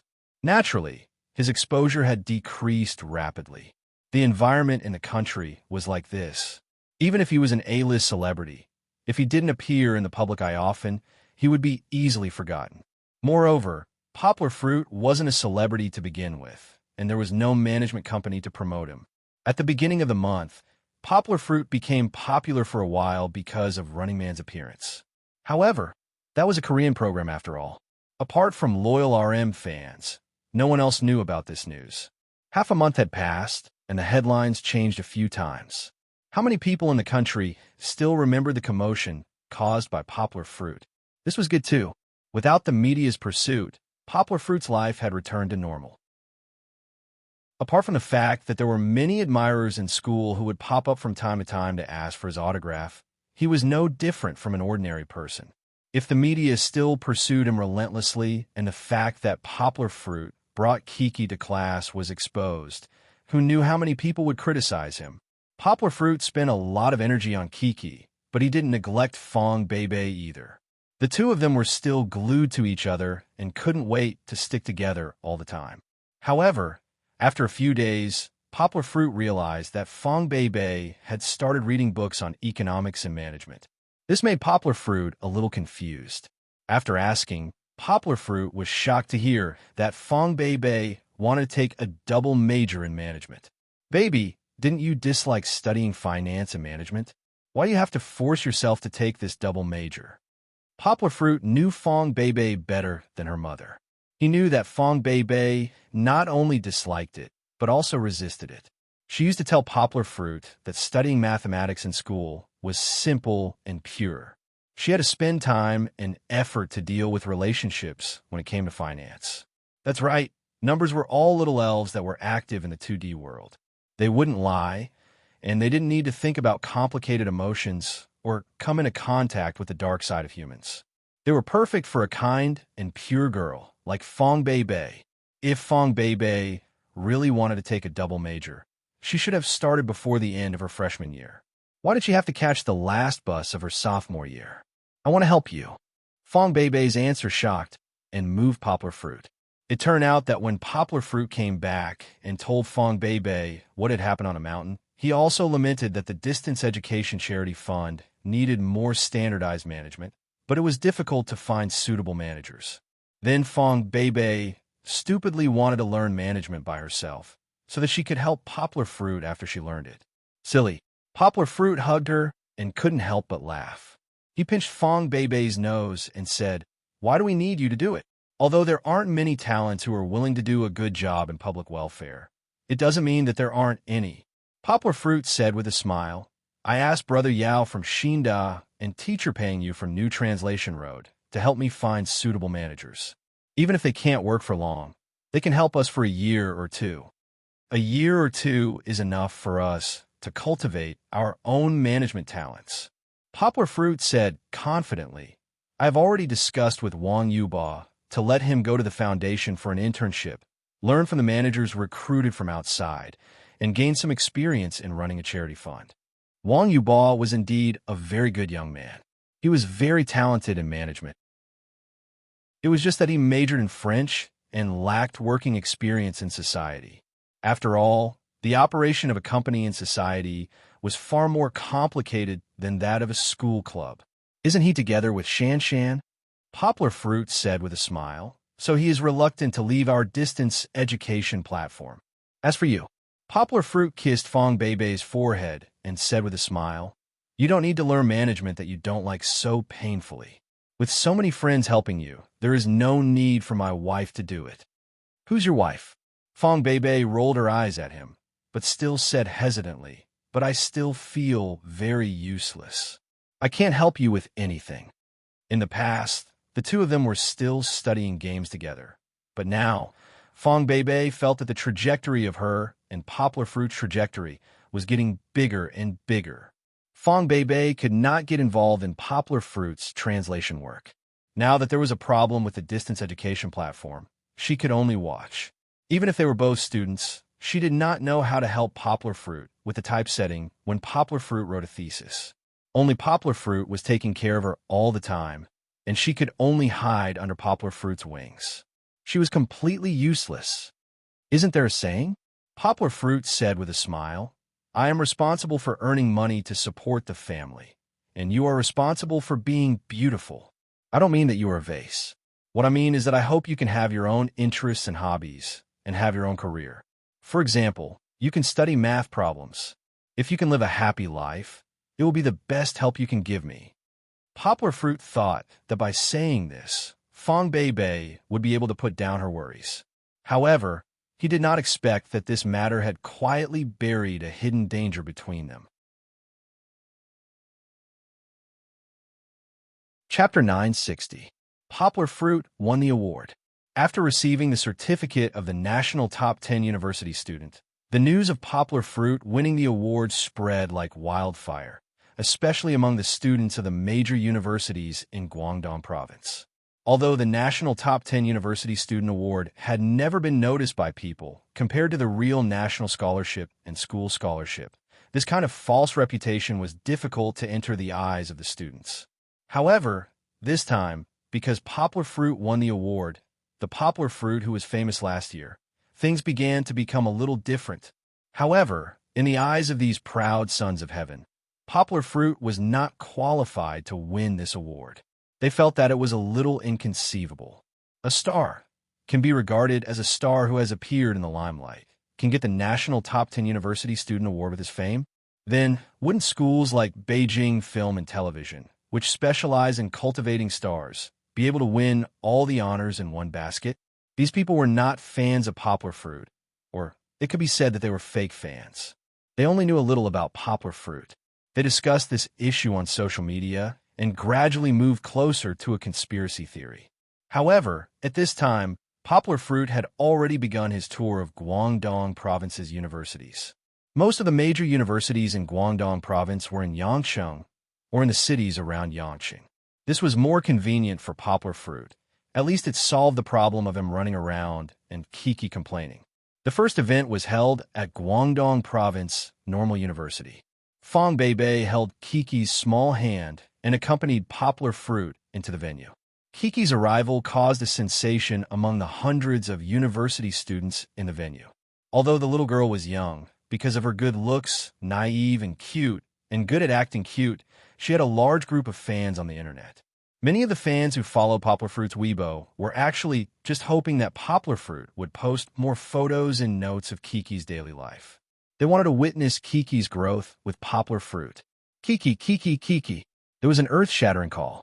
In the venue, regardless of whether it was a boy or a girl, they couldn't help but follow the others and shout together. Kiki, who was focused on her father, heard the waves of calls and was a little confused. Kiki? The little girl thought that there was someone here with the same name as Kiki. She shook her adorable ponytail head and looked left and right at Pan. Poplar Fruit heard everyone's call and was a little surprised. He turned his head and looked at Fong Beibei with a smile. The two of them now had a tacit understanding. Just by looking at each other, they understood each other's meaning. Poplar Fruit took Kiki's little hand and let her climb up the high steps to the stage. Papa, there are two Kiki. Kiki raised her head, shook her father's hand, raised two little fingers, and said somewhat innocently, "Huh, who said there are two Kiki?" Poplar Fruit lowered his head and hugged Kiki, asked with a smile. Kiki pointed to the students below the stage who were shouting more vigorously because of her and said with certainty, because brothers and sisters are all calling Kiki, and the second Kiki, then brothers and sisters may also be calling you. Poplar Fruit asked puzzledly. No. Kiki shook her head and said, Kiki doesn't know brothers and sisters. Kiki's logic was very clear. Since she didn't know the other party also didn't know her. So, the other party called Kiki not Kiki. Haha, but, Kiki, these brothers and sisters are really calling you.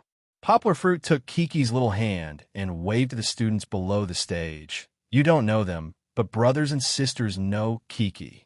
They like you. If you don't believe me, listen. There was no need to listen. The enthusiastic cheers and waving of the students below the stage already explained everything. Kiki was originally fine, but knowing that so many people like her, she became a little shy. She blinked her big eyes and suddenly blushed and hid in her father's arms. The little girl's shy appearance made the students below the stage even more fond of her. They laughed, and finally, Poplar Fruit asked for the microphone and said a few words to control the somewhat chaotic scene. The scene was handed over to the student union's host. Poplar Fruit carried Kiki down the stage and handed her over to Fong Beibei, who was sitting below the stage. However, the attention brought by the little girl still hasn't subsided.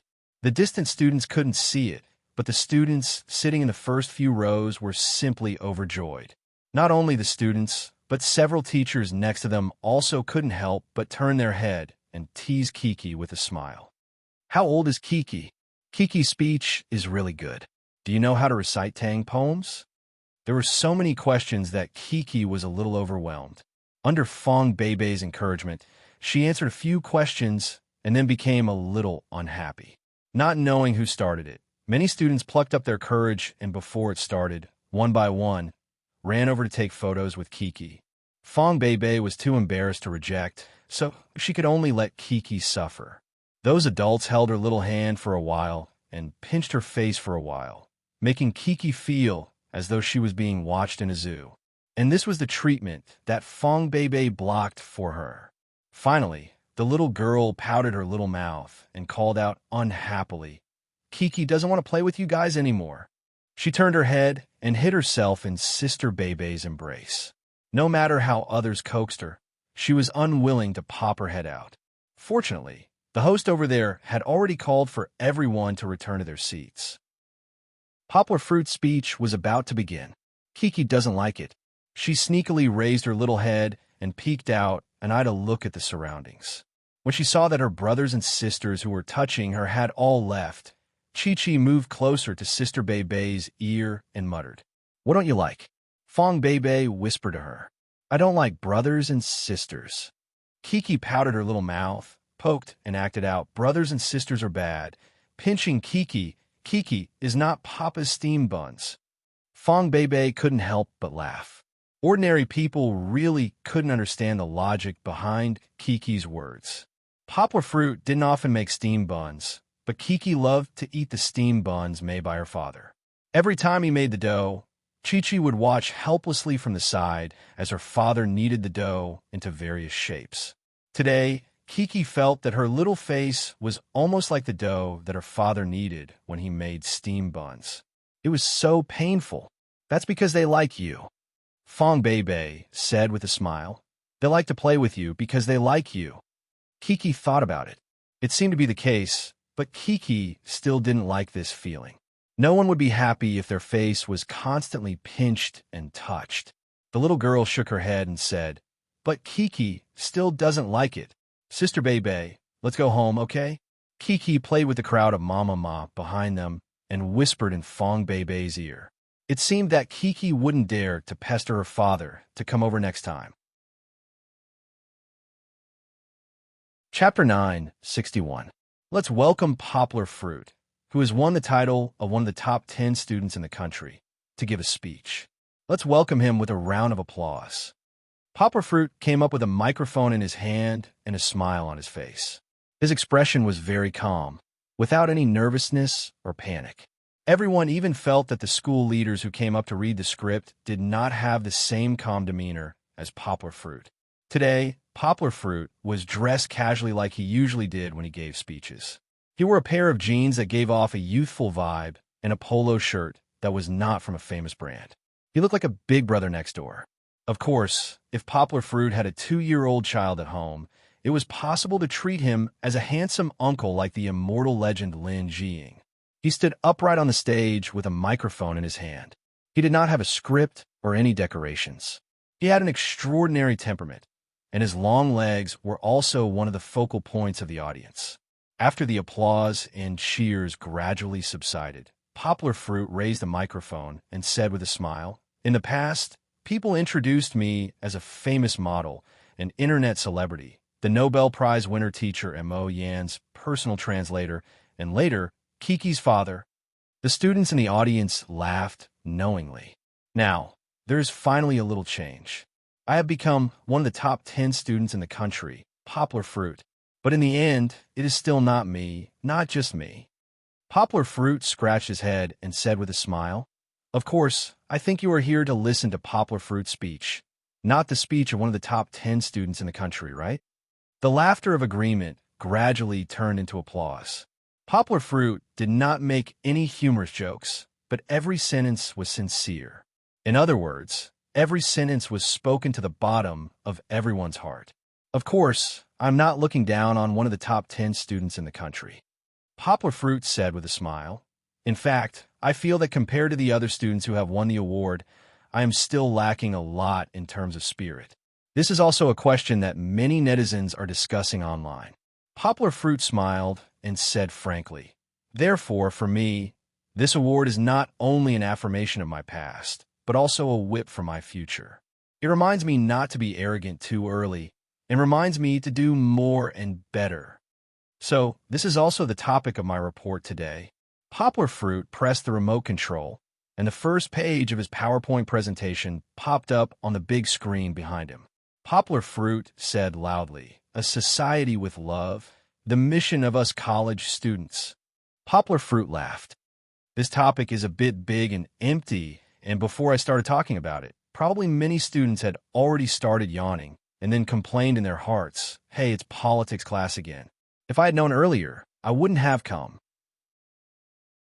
Poplar Fruit, of course, would not force everyone to give a sincere answer in front of the teacher and the principal, and then make everyone feel awkward. After a pause, he said directly, "Everyone, please rest assured that today is not a politics class. I will tell you 3 stories that I have personally experienced. I hope everyone can be inspired by it." There was another round of applause, and the eyes of the students below the stage sparkled. They began to feel that Poplar Fruit was a bit interesting. He was different from the people who usually gave presentations, but he was more like a very good speaker. Not only was he kind, but he also did not play by the rules. This was also because they did not know Poplar Fruit well. At Higashiyama University, the students of Poplar Fruit were already used to Poplar Fruit's unscripted speech.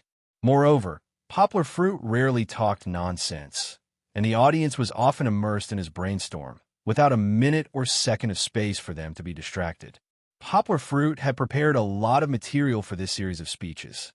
Unlike in the past, he used a PowerPoint for the first time. Of course, Poplar Fruit would not use all kinds of special effects and subtitles to impress the audience. In Poplar Fruit's speech, photos, and so on were all auxiliary. He relied more on his mouth to tell the content that he had already prepared in his mind. It was a summer in the year 2002, Poplar Fruit said somewhat wittily, a bit like reading lyrics. He talked about his somewhat legendary encounter with Xiongju and the Xiong family village as if he was telling a story. It was also from that time that I began to be a little curious. I was curious as to why an honest father with limited mobility would take such a big risk to rob a passerby. So, I followed him up the mountain. At that time, I was holding my daughter. Anyway, the car was broken, and there was nowhere to go. I wanted to help him. Although he broke my car, if what he said was true, I hoped to be able to help him. I found that the days on the mountain were really hard. You can see it from these photos. Poplar Fruit projected several photos that he had taken himself on the big screen.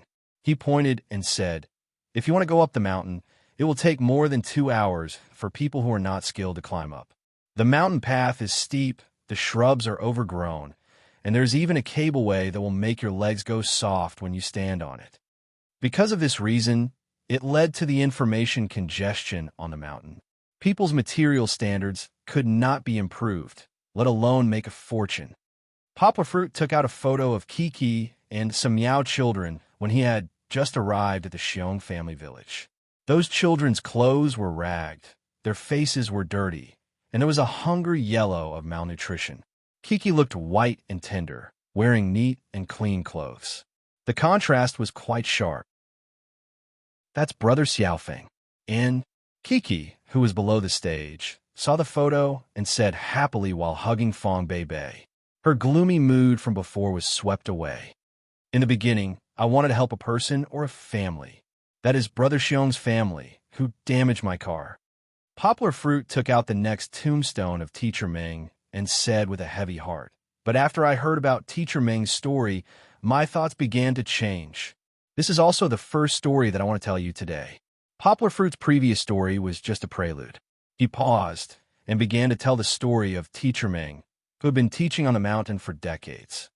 He actually retired. Due to health reasons, he was not in good health when he retired. He stayed in a hospital for more than a year, almost 2 years.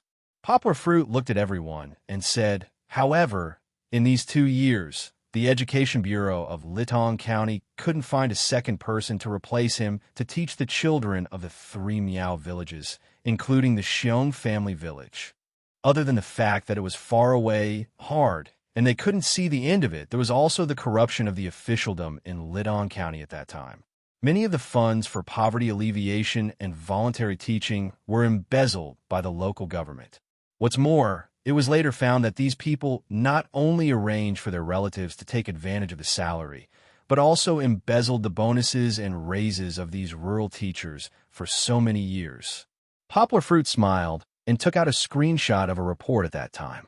Fortunately, They got the punishment they deserved. But Teacher Ming didn't see any hope at that time. Poplar Fruit said solemnly. Although his family hid it, he still found out that the children on the mountain had been out for 2 years. Teacher Ming resolutely came out of the hospital and returned to the mountain to continue teaching.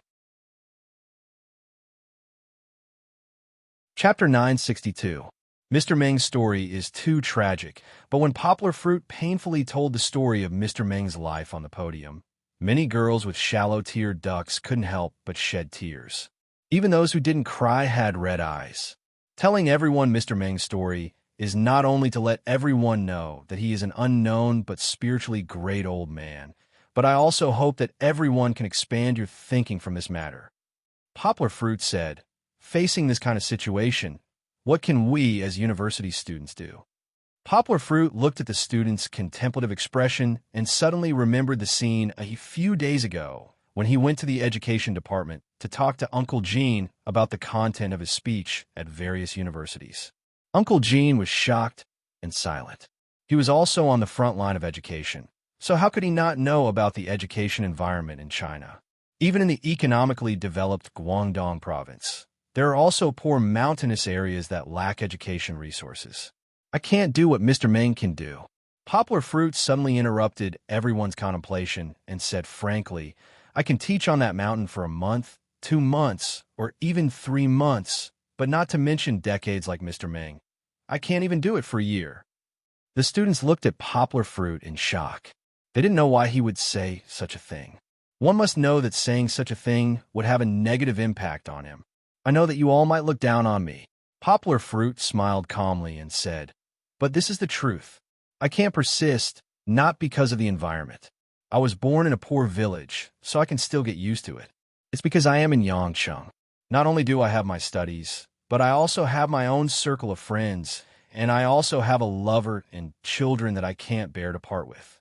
I can't make such a big sacrifice like Mr. Ming. The uproar gradually subsided. Everyone was a university student, so they still have the ability to think for themselves. They re-examined Poplar Fruit's words and put themselves in his shoes. Then they realized that not only Poplar Fruit, but they also can't stay on the mountain for decades like Mr. Ming. But the children need education. Poplar Fruit said solemnly, I've learned that because they are uneducated, even if they work in the city after they grow up, they can only earn a meager amount of hard-earned money.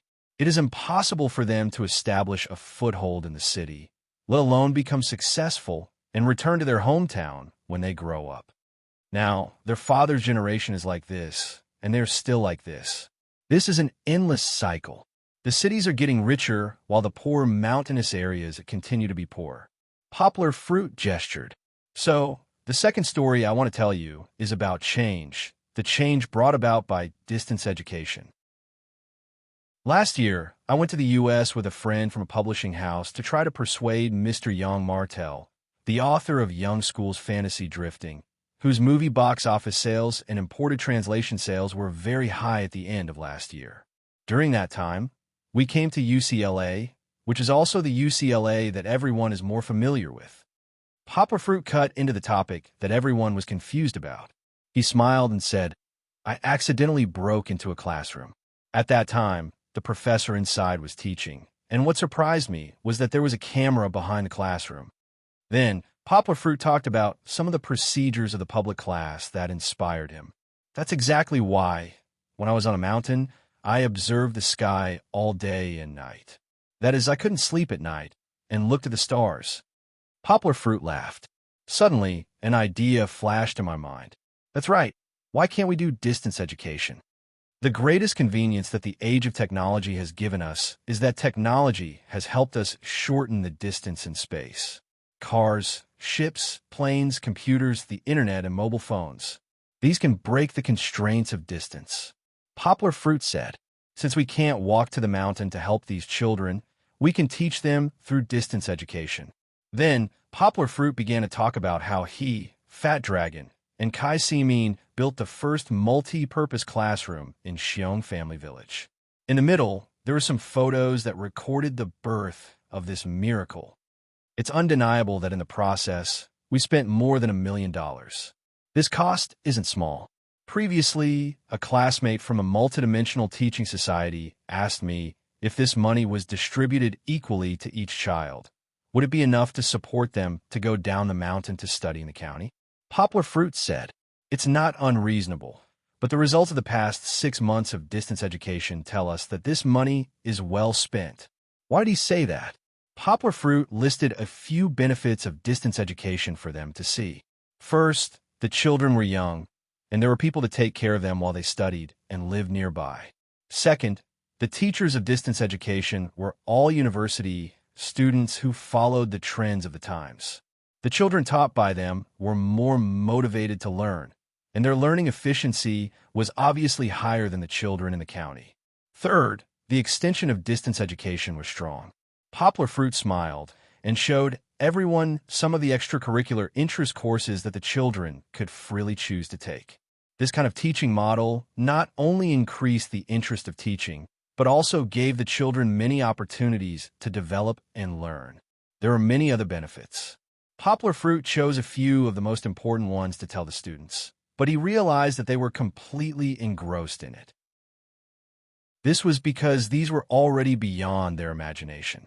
Compared to the university education they were currently receiving, they felt that the distance education that the children in the mountain areas received was more ultramodern. Here's a picture. You can take a look at it. I took it when I returned to the mountain at the beginning of this year. Although these children's clothes haven't changed much, you can see a kind of hope in their eyes. It's the longing for the future and the desire to break free from poverty. I didn't see this when I went to the mountain last summer. Poplar Fruit said with some emotion. At this moment, the audience burst into thunderous applause. Everyone present looked at him with a kind of worship. This was not a kind of idolization, but a kind of respect for Poplar Fruit, who had done incredible things. Poplar Fruit bowed and thanked them. After the applause subsided, Poplar Fruit was not in a hurry to tell the third story. Instead, he put down the remote control and said to everyone, "Students, although we have achieved great results in the past semester, the teaching model of distance education still has a big flaw." Everyone was stunned. They did not understand why Poplar Fruit would suddenly say such a thing. They also could not figure out what the flaw was that Poplar Fruit was talking about. They could not see it. Chapter 963. Nothing was perfect, let alone a brand new long-distance education system that had no precedents. Poplar Fruit didn't keep them in suspense. He explained, "Currently, our long-distance education system is being taught by university volunteers. From year 1 to year 6, from Chinese to mathematics to English, all the subjects are taught by university volunteers. Of course, this kind of hard work is worth encouraging." Poplar Fruit smiled. Many of the students are even better than some of the famous local teachers. This is what the director of the Education Bureau of Litong County told me personally. The students below the stage all applauded one after another. However, they might be a little unconvinced in their hearts because they were professionals. The students of the normal university were definitely professionals in teaching. Many of them were able to enter the local key high schools as soon as they graduated. Currently, because there are very few students in Xiong Village, this model is still working. However, in a few months, when the other 16 poor villages in Litong County have completed their long-distance education schools, we will face a problem. Poplar Fruit said loudly. It's not that there aren't enough teachers. I believe that our university students have such a kind heart. They are willing to sacrifice 1 or 2 hours of their free time every week to help these children in the mountainous areas. Poplar Fruit said, "What I am worried about is that we have more and more volunteers.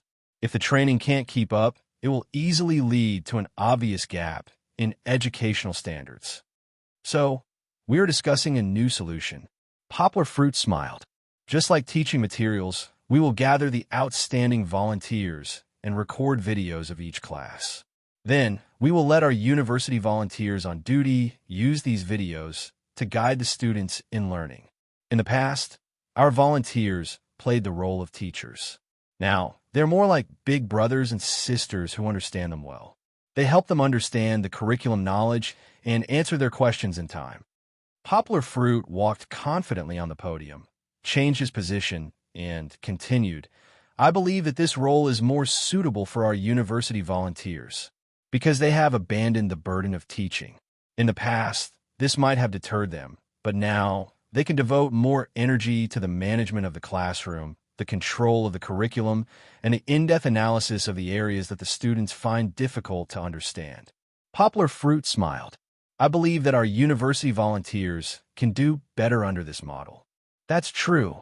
Poplar Fruit didn't wait for the students to applaud. He continued, at the beginning of this year's semester, we tested it with the children in Sheung Village. Later, we found that the results were really good. Not only was the quality of the children's learning better, but our volunteers also said that the service was much easier.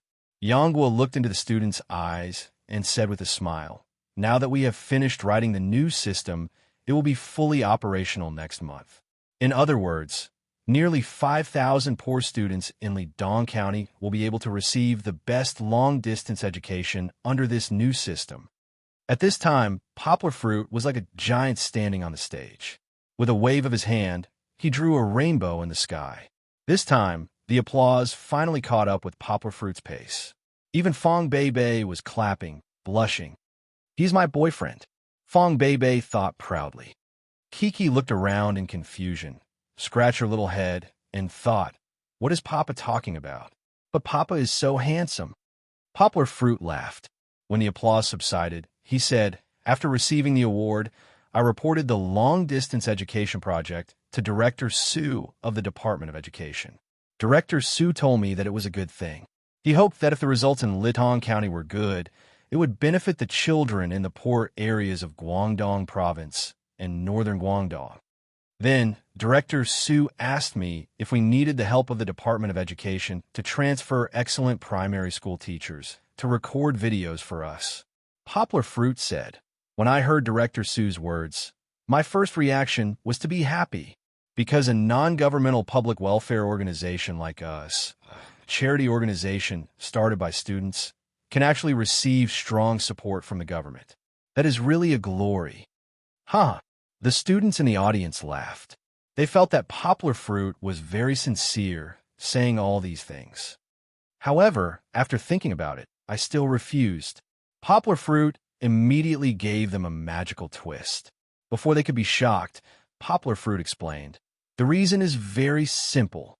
I'm not talking about who can teach well, but excellent primary school teachers may not be able to be as passionate as our college volunteers. Besides, our videos are not static. In the future, we need to set up a special teaching and research group to integrate the data obtained by our system and make timely adjustments to the children's learning situation. As for the teachers who are transferred, their videos may be more suitable for their own students in terms of progress, and their teaching may not be very targeted. Poplar Fruit shouted loudly. So, I believe that even if we don't have professional experience, with the enthusiasm and wisdom of college students, we can definitely do better. Don't you think so? Yes. The students in the audience responded crazily. They puffed out their chests and felt a sense of pride that was recognized.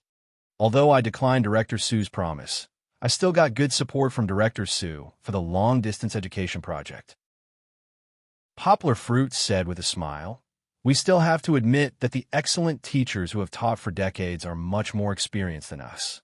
So, the Department of Education will arrange excellent teachers to train our college volunteers. With the guidance of these seniors, I believe that our college volunteers will take fewer detours and be able to do better. Listening to the applause below the stage, Poplar Fruit also smiled brightly. He asked with a smile, students, after hearing me say so much, are you willing to join our long-distance education project together? Just by contributing 1 or 2 hours that you usually spend playing games, shopping, and sleeping in, you can help more children who can't go to school so that the next generation of our motherland can fight for a better future for them fairly. Yes, the applause was thunderous, and many students who were excited by Poplar Fruit's speech waved their hands and shouted excitedly. Thank you, everyone, thank you. Poplar Fruit bowed.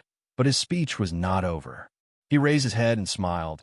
I know that everyone has a kind heart, but don't worry, listen to my last story first. Chapter 964. Last week at this time, I was still in Lidong County. Poplar Fruit looked at the students who had quieted down and began to talk about the recent strike by the employees who had been hired to install the computers.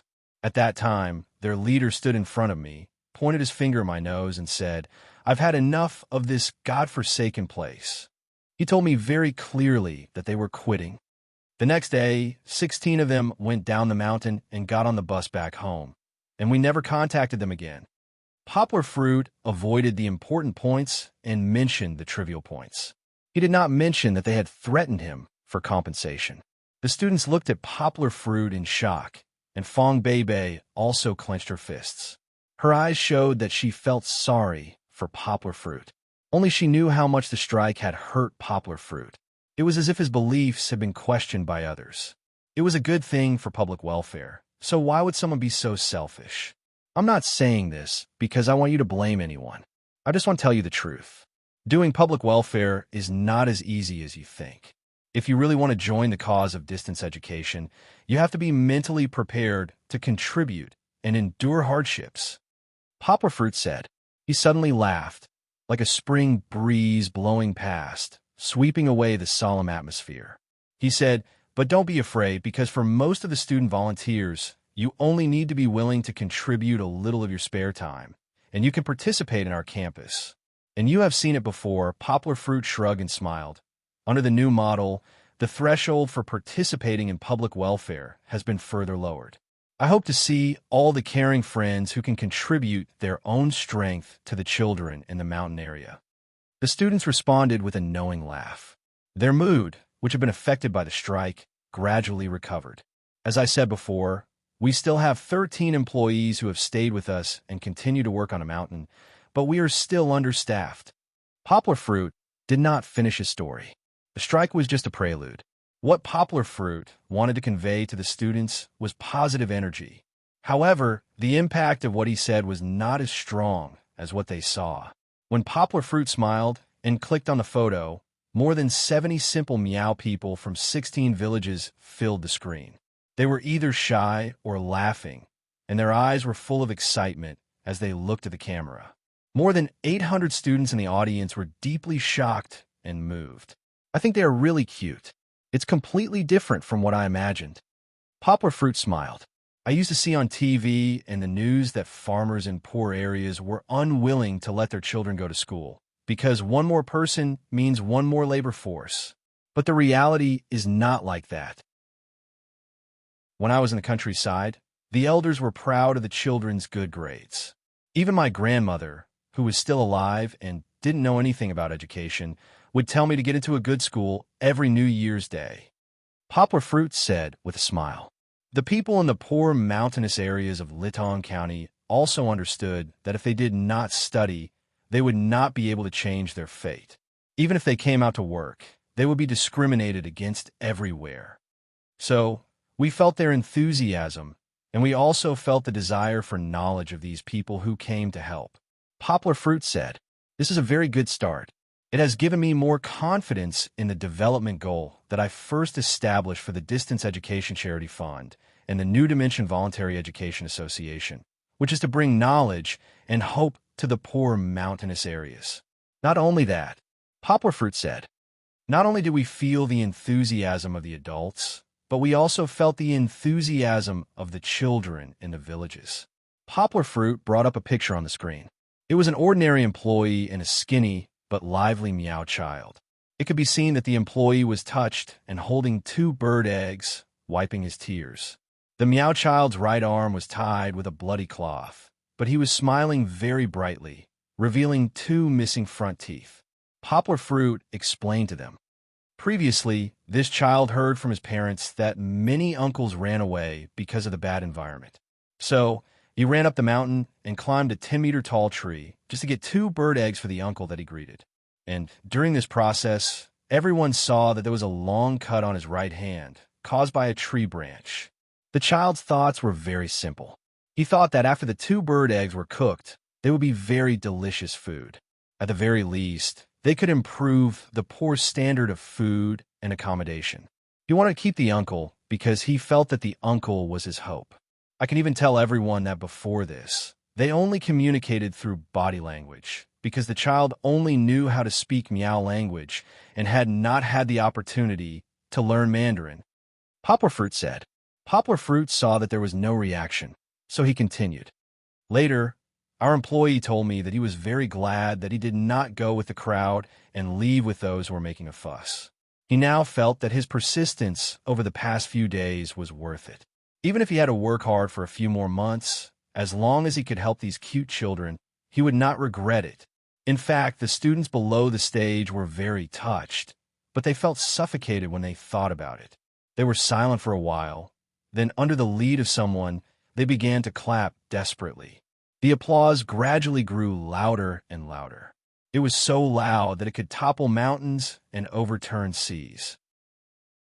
It was as if the entire venue was about to be overturned. At this point, Poplar Fruit's speech was coming to an end. Although the students of Guangdong Normal University were still listening, Poplar Fruit had already spoken for more than 2 hours, so the report should be over. 3 stories. The first story is about Teacher Meng of Xiong Village. This story touched us and made us reflect on ourselves, and it urged the birth of distance education. The second story is about the children of Xiong Village and our teacher. They prove that distance education is feasible, effective, and promising. Poplar Fruit concluded in a clear voice. As for the third story, on the one hand, it is honesty. I want to be honest with everyone that it is not easy to do public welfare. This road is winding and winding. On the other hand, it is touching. It is because of these little touches that we continue to give, and it is because we give love that we also receive love. Poplar Fruit smiled, revealing his neat teeth. Facing the emotional students, he said, "We college students cannot do much, but there are also many things that we can do. Here, I sincerely invite everyone to join us and bring knowledge and hope to the poor mountainous areas. Together, we can make this society more loving. Together, we can make our college life meaningful and valuable." Chapter 965. After finishing his speech at Guangdong Normal University, Poplar Fruit discovered that his choice of strategy was very accurate. Not only did many upright students express their willingness to participate in the public service of distance education, 2 days later, a student activity center instructor from Guangdong Normal University contacted Poplar Fruit to discuss the matter of setting up a multidimensional public service organization in Guangdong Normal University. This was exactly what Poplar Fruit wanted to see. Although there were more and more people and management would become more difficult, it was still a blessing for the more than 4,000 poor children in Kiradong County who were about to start school. As Poplar Fruit's speech continued in Guangdong Normal University, more and more schools joined their ranks. Of course, Poplar Fruit definitely wouldn't take all the credit for himself. After all, it was impossible for him to rely on the influence of his speech to gather the official strength of so many universities. In the midst of this, the most important factor was the efforts of Uncle Gene from the Department of Education. Not only did Uncle Gene contact the Department of Education of Guishan Province to establish a mutual educational relationship between the two provinces, he also suggested that they seriously study the latest public service policies implemented by the central government over the past 2 years. Developing public service and guiding social forces to carry out public service activities is an important measure to make up for the shortcomings of social construction, promote social morality, and promote social harmony. This will allow public service to complement and link up with the state support system and form a joint force. Suggested that they follow the example of Poplar Fruit, who was one of the top 10 students in the country this year. With a series of push from the Department of Education, the various universities in Guangdong Normal University eagerly set up a branch of the New Dimension Volunteer Teaching Society. For the sake of unifying the names, as well as allowing more university student volunteers to clearly understand the essence of their nonprofit society, Yang Guo had a discussion with the old backbones of the society, before reluctantly changing the name of the New Dimension Volunteer Teaching to Distance Volunteer Teaching. Although it was a little more old-fashioned than before, it still gave off the feeling of a heavy sword without a sharp edge, great craftsmanship without work. Poplar Fruit brought out the increasingly experienced Wang Yu and had him and Lin Xingshan assist the various universities in setting up branches. However, this didn't mean that Higashiyama University would be the headquarters. In the future, Poplar Fruit's plan was for the branches of the major universities to be autonomous in terms of management and unify their systems to be on par with the headquarters. And this headquarters would be jointly formed by the management of the major universities. Its main role was not to restrict the management of the various branches, but to play an important role in decision-making and supervision. As the name implied, the headquarters would be in charge of the major decisions and directions of the Distance Education Society. All these decisions would be decided by the votes of the representatives of the various universities. Although Poplar Fruit was the one who founded this public welfare association, Poplar Fruit wouldn't make it his own. He believed that only by doing public welfare fair and square could he create real value. As for supervision, it was financial and service supervision. The flow of funds in every branch had to be transparent and subject to the supervision of the headquarters, and it had to be published on their website. The performance of the volunteers would also be evaluated by the students and the headquarters. The data would be collected and submitted to the university at the end of the semester. These volunteer services could be exchanged for real honor and credit bonuses. In the headquarters, they would also select the outstanding professors from the major universities who were willing to contribute more to this public welfare cause to form a teaching and research group. They would record, review, and manage the teaching content of the distance education. There was no need to say more. After all, it was still in the early stages. Many of the ideas were still at the stage of being conceived. In the future, it would take a semester or even more to practice and improve.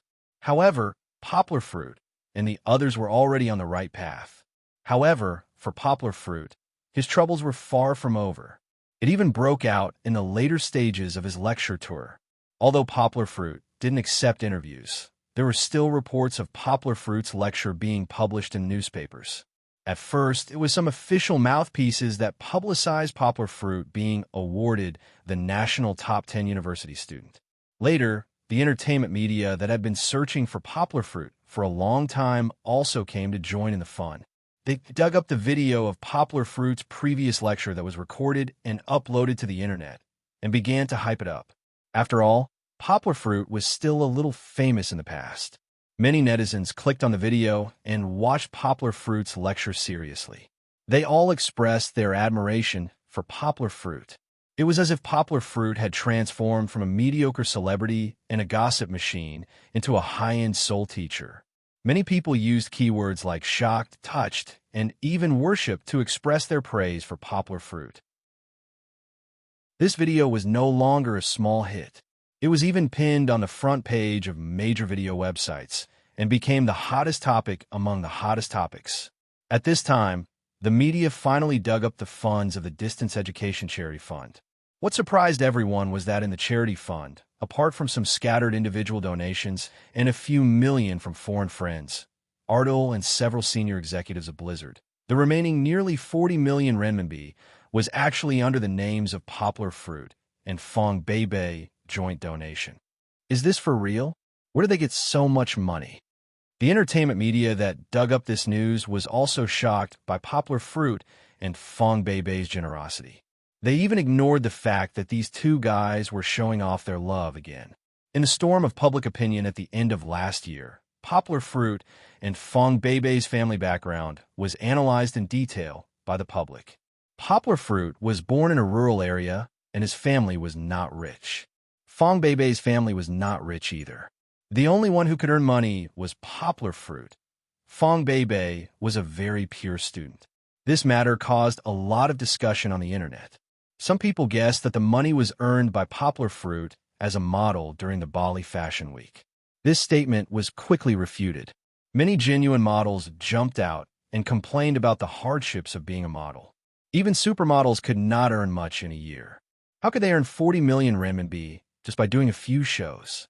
This did not make sense. In any case, Poplar Fruit is worthy of our recognition for donating 40 million renminbi to charity. Look at those rich people who can be as generous as Poplar Fruit. A voice came from Poplar Fruit's fan group. They were very proud of Poplar Fruit. Our parents' leg Appa is still the most handsome. The fans laughed and said, although he's a little too low-key, he's spreading positive energy. Is there any fresh meat group in South Korea that can compare to him? Chapter 966. Although the discussion about Poplar Fruit's where did he earn 40 million was rampant on the internet, Poplar Fruit didn't care much about it. With his personality, unless his family or fans were wronged, he wouldn't come out to clarify. Poplar Fruit wouldn't care about such trivial speculations.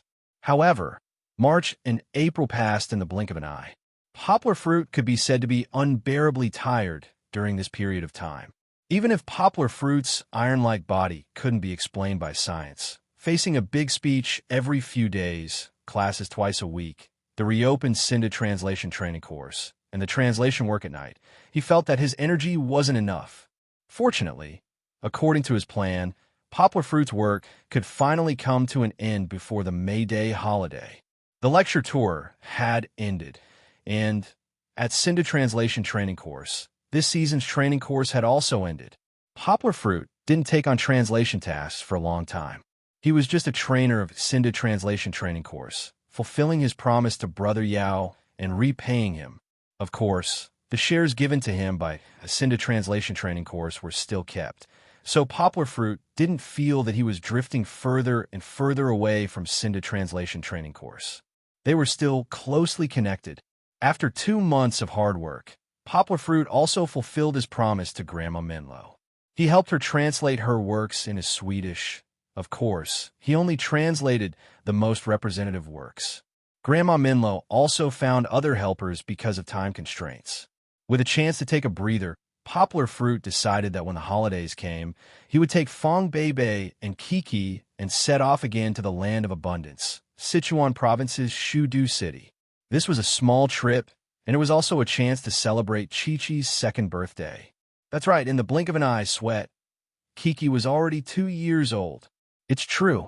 I feel like Kiki was just born yesterday. Holding Fong Bei's hand, Poplar Fruit smiled as he looked at Kiki, who was bouncing in front of him.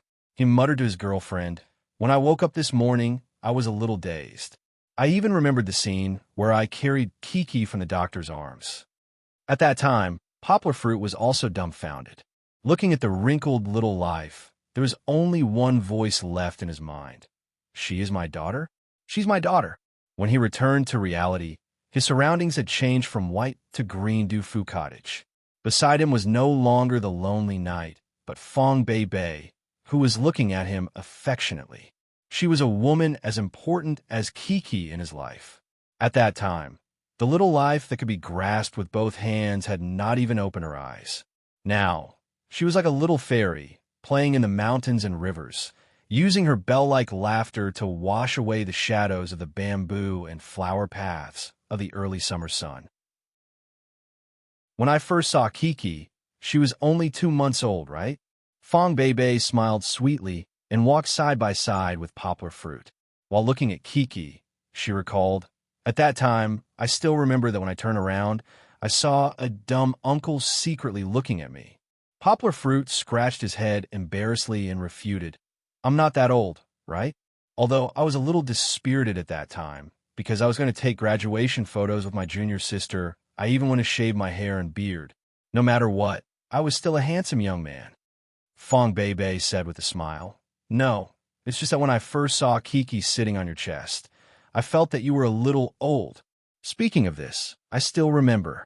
Poplar Fruit said with a smile, "I remember that Kiki's first kiss was given to you. In the past, when I coaxed her to kiss her father, Kiki ignored me. But when you kissed her, Kiki took the initiative to kiss you. Hee. It means that Kiki is closer to me." Fong Bei pulled Poplar Fruit's hand back and forth proudly and said, "If you go out often and go out early and come back late, Kiki will only recognize me as her sister Bebe. She won't like Papa. Humph, Kiki won't like Papa anymore. I won't in the future. After this period of busy, I will spend more time with you guys, Poplar Fruit said with a smile. He lowered his head and said softly in Fong Bebe's ear, Baby, seriously, when will you let Kiki change the way she calls you? How should I call you? Fong Bebe didn't react at first. Poplar Fruit smiled and said, Change it to Mama. Fong Bebe's face flushed. She lowered her head and twisted the back of Poplar Fruit's hand with her left hand. She said shyly, Why should I change it? Isn't it good now? In fact, she already knew that this topic would be brought up in the future. After all, their relationship had reached this stage, and the next step was to talk about marriage. Talking about marriage was already on their itinerary. Next month, Poplar Fruit and Fong Bebe would move into their new home. Poplar Fruit's family would all come to Yangcheng, and at this time, just as Father Fong and Mother Fong had requested before the new year, the two families would meet. Although they wouldn't get married that early, the engagement would be confirmed. Father Fong and Mother Fong's anxiety was understandable. Their daughter was already dead set on Poplar Fruit, and they had gradually accepted Poplar Fruit and Kiki, so they had to take it seriously. If they didn't confirm it early, they wouldn't feel at ease. After all, if there were any changes, the one who would suffer would always be the female. It's not very good, right? Poplar Fruit scratched his head and said, In the future, when she goes to school, what if people ask her who her mother is?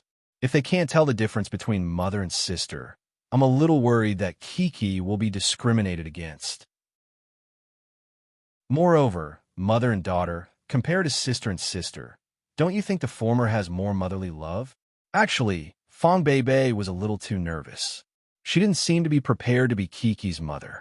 Fong Bebe blushed as she pulled Poplar Fruit's hand and said angrily, You're looking down on Kiki? How can Kiki not be able to tell the difference between mother and sister? Calling her sister, and she's just used to it. Kiki is very smart. Speaking of Chi-Chi, Chi-Chi had arrived. Chi-Chi, who had just run in front, swung her little ponytail and waved her little arms. She had a panicked expression on her face as she ran back like a wisp of smoke and shouted, Papa! Papa! Stone, there's an old grandpa in the stone. What? Thinking that Kiki was frightened, Poplar Fruit didn't have time to continue the previous topic with Fong Bebe. He squatted down and wanted to comfort the little girl. However, Poplar Fruit was wrong. Chi-Chi didn't wait for her father to speak before she grabbed her father's finger in a hurry. She pulled on her father's finger and shouted excitedly, Papa! Papa and Chi-Chi are here to see. Poplar Fruit didn't know whether to laugh or cry as he was pulled by Kiki, who was afraid and wanted to see, to a stone statue of Du Fu. He was surprised and laughed, finally understanding why Kiki said that there was an old grandpa in the stone. It turned out that it was a rock that was as tall as a person. However, a magical sculptor had carved a quarter of the rock into the shape of Mr. Du Fu's upper body. It was as if Mr. Du Fu had merged with the rock. Sister Bebe, Sister Bebe. Look, Kiki jumped around energetically and pulled Fong Bebe's fingers to show her. Fong Bebe was a little infected by Kiki's enthusiasm. Her eyes were smiling as she gently looked at Kiki and Poplar Fruit, and there was an indescribable sweetness flowing in her heart. Perhaps being called mother is also a very blissful thing? Chapter 9:67. On Kiki's birthday, Poplar Fruit took her to the giant panda base in Shudu City, which was the place where Kiki adopted Chubby Boy last year. Although Chubby Boy's growth had been observed through the videos provided by the website for adopters, Kiki often talked about Chubby Boy and wanted to see Chubby Boy face to face. This time, Poplar Fruit, of course, wanted to fulfill Kiki's wish. When you see Chubby Boy later, can Kiki recognize him? Fong Bebe held her and walked on the wooden arch bridge with a smile. While listening to Poplar Fruit's introduction of what they saw and heard last year, Fong Bebe asked Kiki. Chi-Chi nodded vigorously and said with certainty, Yes, little fatty is chubby. And then his eyes are black. Before she came, she asked her father to turn on the video call, and then Kiki told Chubby Boy that she was coming. She thought that chubby boy, who was on the other side of the video call, could hear it. Although that was what she said, Chi-Chi scratched her head and muttered to herself when she saw the cage full of fat pandas with dark circles under their eyes. This is little Fatty. No, that's little Fatty. Aya, why are there so many chubby boys? Kiki can't recognize them. In order to recognize her chubby boy, Kiki leaned against the window, and her small nose was pressed flat. However, it seemed that all the pandas looked the same, especially those babies who were not fully grown yet. We can't go in, right? Fong Bei, like Kiki, was a curious baby. She excitedly handed Kiki to Poplar Fruit, and then took out a Polaroid camera from her bag. This was bought by Poplar Fruit for her this month. Fong Bei didn't like Poplar Fruit's bulky SLR camera. Instead, she liked the light and cute Polaroid camera. Although she usually took photos with her mobile phone, when she wanted to take photos for her collection, the Polaroid camera was the best choice. Fong Bei now had a plan. In the master bedroom of their new house, she would draw a wall above the bed and cover it with cardboard. Then she would take many photos of her and Poplar Fruit in different scenes and paste them on the wall, which would prove the course of their love. However, she still needed to improve her Polaroid selfie skills. Previously, she took a box of photos, but she was not satisfied. Poplar Fruit smiled and watched Fong Bei raise the Polaroid camera and look at the cute pandas, hesitating to press the shutter button. He said, "We can't go in, but the keeper will help to bring Chubby Boy in front of us." As soon as he finished speaking, the door next to him opened. The keeper, who had just gone to change his clothes, came in. He smiled and nodded at Poplar Fruit, then entered the huge cage with the giant panda baby. "Uncle, why isn't there any movement?" Fong Bei turned to ask Poplar Fruit, puzzled. "Who said so?" "Look." Poplar Fruit smiled and pointed at the cage. Kiki also stared at it intently and cried out, "Oh, oh," as if she was the giant panda baby in the cage. In the cage, the baby pandas finally noticed the keeper walking in and immediately became excited. One by one, they popped out from the tree trunks, tree stumps, and corners where they had been resting. They were completely different from before, when they were lazily basking in the sun and sleeping. They were especially lively as they ran towards the keeper. Their movements were very nimble. If they ran any faster, the onlookers might even think that they were little kittens. But hey, you're the national treasure pandas, okay? Why are you so spineless? What is the meaning of all of you hanging on the keeper's legs like koalas? Seeing the giant panda babies relying on the keeper's legs, Fong Bei, who was next to them, couldn't stop smiling. Kiki held her chin with her two small hands and cried out happily, "One chubby boy, two chubby boys. Oh, so many chubby boys. Kiki really wants to bring Chubby Boy home." Don't think about it." Poplar Fruit didn't know whether to laugh or cry as he rubbed his daughter's little head and said, "Chubby Boy is happier to live here than to go home with us, because there are a lot of bamboo here that he likes to eat, and there are a lot of friends to play with him." Kiki scratched her head like her father. She thought for a moment and said, "Okay, then Kiki won't think about it." Her tone was like a little adult's, which made Poplar Fruit a little surprised. When did this little guy become so reasonable? At this time, Fong Bei took 2 photos. The main thing was that the Polaroid photos were still relatively slow.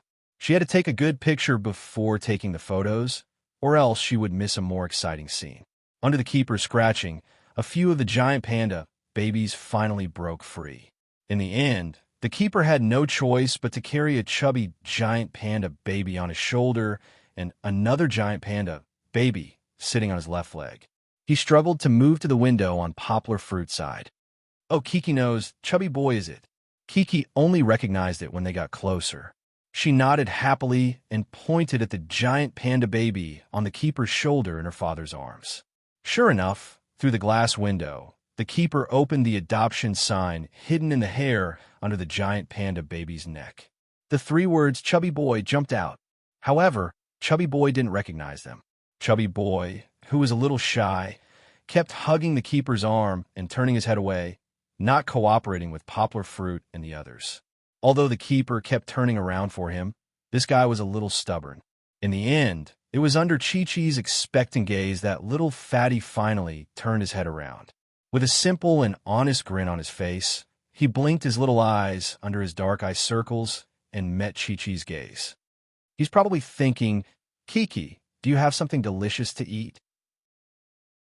If not, I'm leaving." Poplar Fruit smiled mischievously.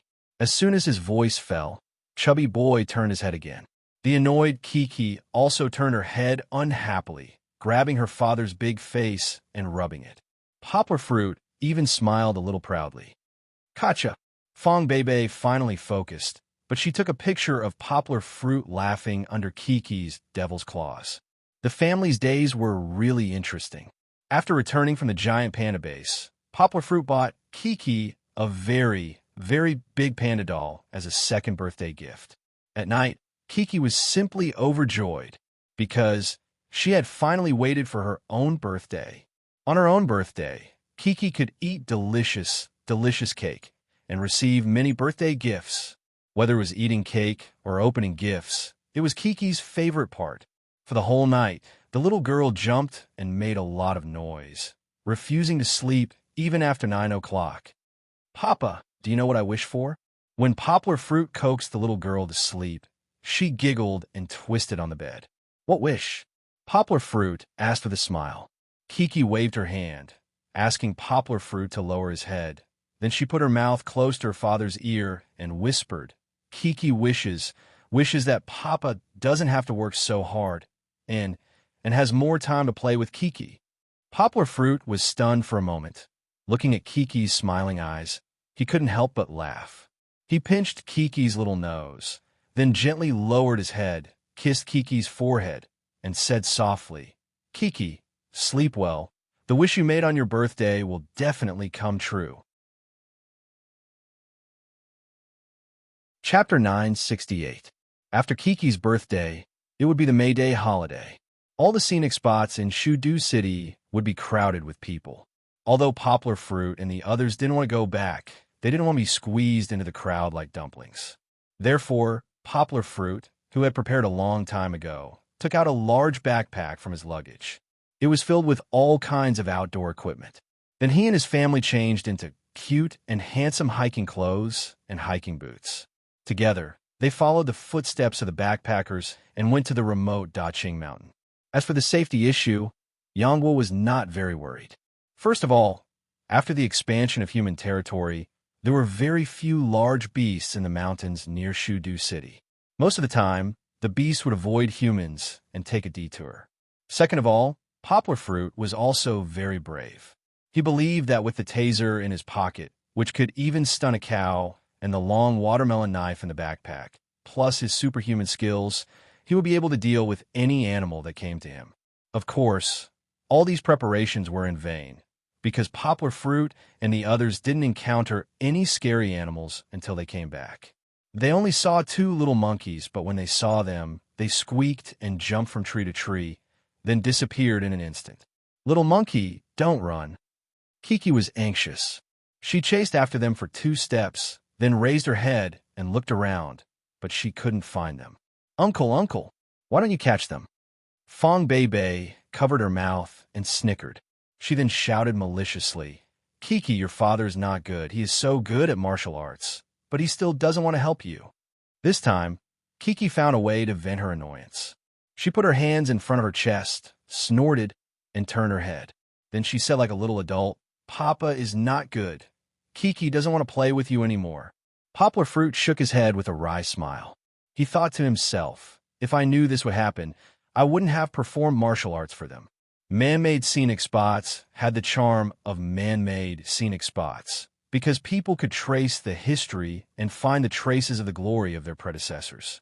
They could also admire the ingenious human architectural art in amazement. But now they were walking in this strange mountain forest. Maybe some people had walked here before, but civilization hadn't left any footprints here, so they could feel the real harmony of nature and appreciate the real natural wonders. For example, more than half an hour ago, Poplar Fruit and the others spread out a blanket, sat on the ground, and admired the bamboo forest while having a picnic. It was really spectacular. Perhaps it would be more appropriate to describe it as a sea of bamboos. As far as the eye could see, the bamboos were all towering into the clouds. Each section was as thick as a human's arm. Every time the wind blew through the forest, the bamboo leaves in the forest would rustle, and bamboo leaves would fall from the sky. This scene was extremely romantic. Crouching tiger, hidden dragon. Fong Bei shouted excitedly. She had just taken a group photo of the three of them, and now she gave the Polaroid to Poplar Fruit. She ran to the side, picked up a slender bamboo, and posed with a smile. She asked Poplar Fruit to take a picture of her in an ancient costume while the bamboo leaves were falling. No, you have to raise your hand like this.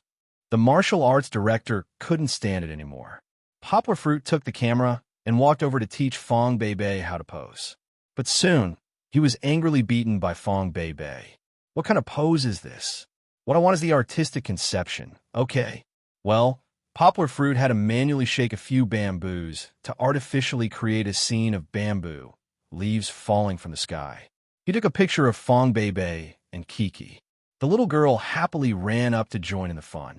After looking at the photo, Poplar Fruit still felt that it was a little lacking. Fong Bei's movements were too soft. It wasn't even as good as Kiki's. However, Fong Bei couldn't see it herself. She liked to hide it in the interlayer of Poplar Fruit's backpack. They chose a slightly spacious space in the bamboo forest to have their picnic here. Fong Bei was busy taking down the picnic blanket, and Kiki was also very obedient to help Bei spread out the picnic blanket. Poplar Fruit stepped on the thick ground. There was a difference between the natural bamboo forest and the artificial one. Because of the sedimentation for a long time, the bamboo leaves covered the ground like a soft blanket. It was very comfortable. He had an idea and turned to look at Fong Bei and Kiki. Bow bow, Kiki, how about I show you a set of real kung fu?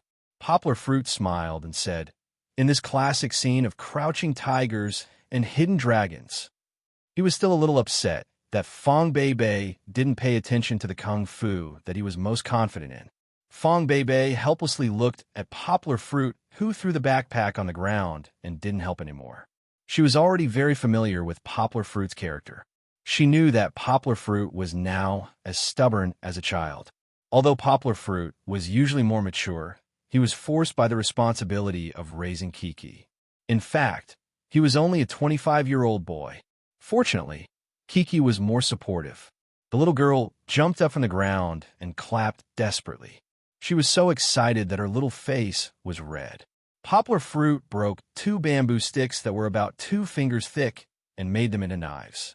He snorted twice and used both hands, waving them.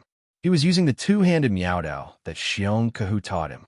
However, when he performed this kung fu, he removed the murderous aura. Although he waved it fiercely, he always felt that something was missing. After a round, Poplar Fruit's face wasn't red, nor was he out of breath. He stood up and asked with a smile, how was it? Handsome, Papa is so handsome. Kiki gave her father a thumbs up and giggled. However, Fong Bei curled her lips and said, it's not good, it's not good. In the movies, it's very elegant. Unlike you, you can't even fly with a leaf. Hey, that's a movie special effect. Poplar Fruit helplessly looked at Fong Bei, who was definitely deliberately messing with him. The latter was secretly laughing and didn't dare to look at his eyes. However, who was Poplar Fruit? It could be said that he was the most talented man in the world today. How could he not be able to do these small requests that Fong Bei mentioned? Immediately acting, Poplar Fruit changed to a longer bamboo stick. This was his sword. Not only did he not use the knife, but he also planned to use the Tai Chi fist to practice the sword. This was indeed something that could be figured out. Moreover, with Poplar Fruit's increased speed, the bamboo danced into a green light, as if cutting and dispersing the light spots that were stealing from the top of his head. Moreover, in order to pursue the effect of the dancing leaves, Poplar Fruit used the 8 steps meteor kick. His feet kicked the ground, and countless bamboo leaves danced in the air. Poplar Fruit rushed in. The bamboo sword turned into a green protective cover that could not be seen clearly, blocking the falling bamboo leaves outside. The leaves fell, the light converged. Poplar Fruit withdrew his sword and stood upright. Because it was the first time he tried, poplar fruit did not do his best, and a few leaves fell on his head. However, in a place where Fong Bei and the others did not see, many of the bamboo leaves that fell before were shattered into pieces. Although it was not perfect, poplar fruit received cheers, including Fong Bei. Although Fong Bei deliberately angered poplar fruit just now. But this time, she was really mesmerized by poplar fruit's handsome bamboo sword dance. When poplar fruit came back, she could not help but hug poplar fruit's arm, pouted her small mouth, and looked at poplar fruit with blurred eyes. How could poplar fruit not understand? He was quite proud and kissed Fong Bei's lips hard. Who told you not to believe me? Chapter 969. After returning to Yangqing City, poplar fruit's life returned to normal. He wasn't too busy, but he wasn't too relaxed either. Most of his work was going on in an orderly manner. This morning, poplar fruit drove Fong Bei to school. Because it was still Subject 1, poplar fruit left Fong Bei at the Department of Motor Vehicles and drove off. Money wasn't a problem when it came to driving in Yangqing City. The most unbearable thing was the long wait. Normally, after registering, they would have to wait for half a year or even an entire year before they could take the test. There was nothing they could do about it since there were so many people in Yangqing City. Poplar fruit had asked Song Jiwen for help to get Fong Bei to cut the queue so that they could take the test early. Although it was a little against the rules, poplar fruit felt at ease for his girlfriend. "Papa, where are we going?" Kiki enjoyed spending time alone with her father. She unbuckled her seatbelt and climbed around in the back seat. She was so excited that she couldn't control herself. Poplar fruit looked at his daughter, who stretched her head over and pushed her back with his right hand. "Sit tight and don't move around. Be careful or you'll fall if I break." He helplessly smiled. It was getting harder and harder to deal with her. After Kiki turned 2, she became more and more mischievous. She still looked like a cute girl on the surface, but who knew if there was a naughty boy hidden in her heart? In the past, poplar fruit had installed a password seatbelt for her. But later on, Kiki actually learned how to use a password lock. Furthermore, Fong Bei felt that the password seatbelt wasn't safe, so poplar fruit removed it. Thus, Kiki became even more unrestrained and treated the seatbelt as her plaything. It was still fine when Fong Bei was in the car. She was able to control Chi-Chi, but now that Fong Bei had gone to attend the class, Chi-Chi had completely become a wild horse out of control. "Dad is going to see Aunt Zheng Yujia." Chi-Chi continued to ask questions. She seemed to want to get to the bottom of the matter. Yang could only answer. Right now, he needed to focus on driving. For safety reasons, he couldn't drive too fast. "Okay." In the back seat, Chi-Chi clung onto the back of the seat and jumped up excitedly. She shouted loudly, "Chi-Chi, Chi-Chi, Mrs. Auntie. Annie hasn't given Kiki a birthday present." Zheng Yujia asked poplar fruit out because she wanted to give Kiki a birthday present. She didn't expect Kiki to still be thinking about it. "Later, when you see Annie, you have to say hello." Poplar fruit smiled and reminded her, "If Auntie gives you a present, what will Kiki say?" "You're welcome," Kiki shouted. She actually understood, but she didn't play by the rules. After saying that, she giggled, feeling very proud. "You can't develop this bad habit," poplar fruit reprimanded. "You have to say thank you." "You're welcome." Kiki rolled around on the leather chair in the back seat. She laughed so hard that her stomach was about to cramp. Poplar fruit really didn't know what to do with her. They arrived at a Starbucks cafe near Zheng Yujia's house. As soon as they entered, poplar fruit saw Zheng Yujia sitting in a relatively secluded booth. She was wearing a red dress and fashionable sunglasses on her beautiful nose, attracting the attention of other customers from time to time. Seeing poplar fruit coming over, Zheng Yujia took off her sunglasses and waved for the waiter to order a few small cakes for Kiki. Kiki hugged the gift and looked at the exquisite small cakes on the table. She was so happy that she almost fainted. She smiled sweetly and snuggled up to Zheng Yujia. She happily said, "Thank you, Auntie. Kiki likes it very much, very much." Poplar fruit came to see Zheng Yujia not only because of this matter. The two of them also had some work-related matters to discuss. Although Poplar Fruit never cared about management and operations, he was also a shareholder of New Translation Road Publishing House and the pillar of New Translation Road Publishing House. Some details of translation management needed to be discussed with Poplar Fruit. Kiki was not interested in this. She sat comfortably on the big sofa next to her, opened the birthday gift Zheng Yuji gave her, and completely entered her own entertainment world. After talking with Zheng Yuji about work, Poplar Fruit excitedly took out his iPad, opened a PDF document, and handed it to Zheng Yuji. "What is this? Longing for Dawn?" Zheng Yuji pushed the naughty bangs on her forehead behind her ears, glanced at the title on the screen, and asked doubtfully. Hee. Poplar Fruit scratched his head a little embarrassedly and said, "This is a book I wrote. Can you see if it is possible to publish it?" This book was really written by Poplar Fruit. From last year to now, he recorded the touching moments of the process of remote teaching with notes and compiled them into a book. In the past, he had always translated other people's ready-made works. This was the first time he had taken out his own original work. Although he had revised it countless times before, he still felt a little nervous in his heart. Zheng Yuji was a professional editor. Although she was now the chief editor, she used to do more low-level review work. She could still make a basic judgment of the publishing value of books. Zheng Yuji looked at Poplar Fruit with interest and saw the nervousness in his heart.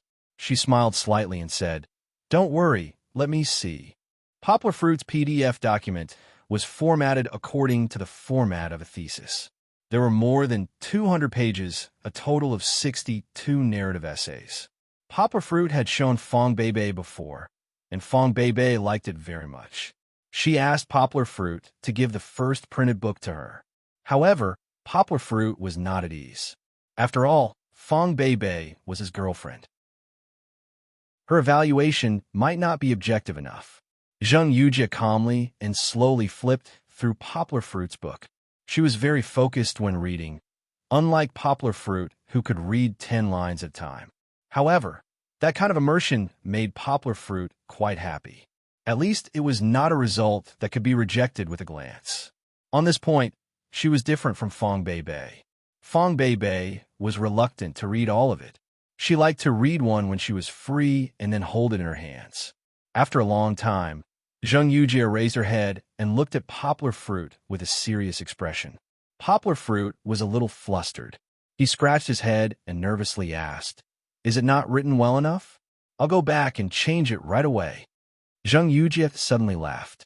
She held her chin with both hands and looked at Poplar Fruit with charming eyes and said, "I'm just teasing you, and you believe it." Poplar Fruit looked at her speechlessly. He was not teased by her anymore. "Okay."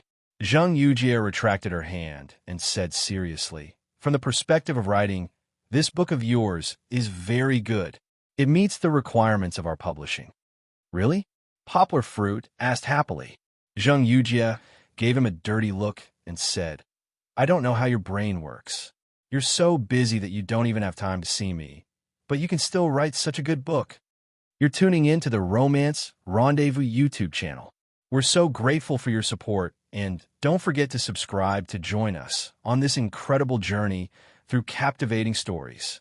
Your generosity through donations truly makes a world of difference, as it's the primary source of revenue that allows me to expand and enhance this channel for you.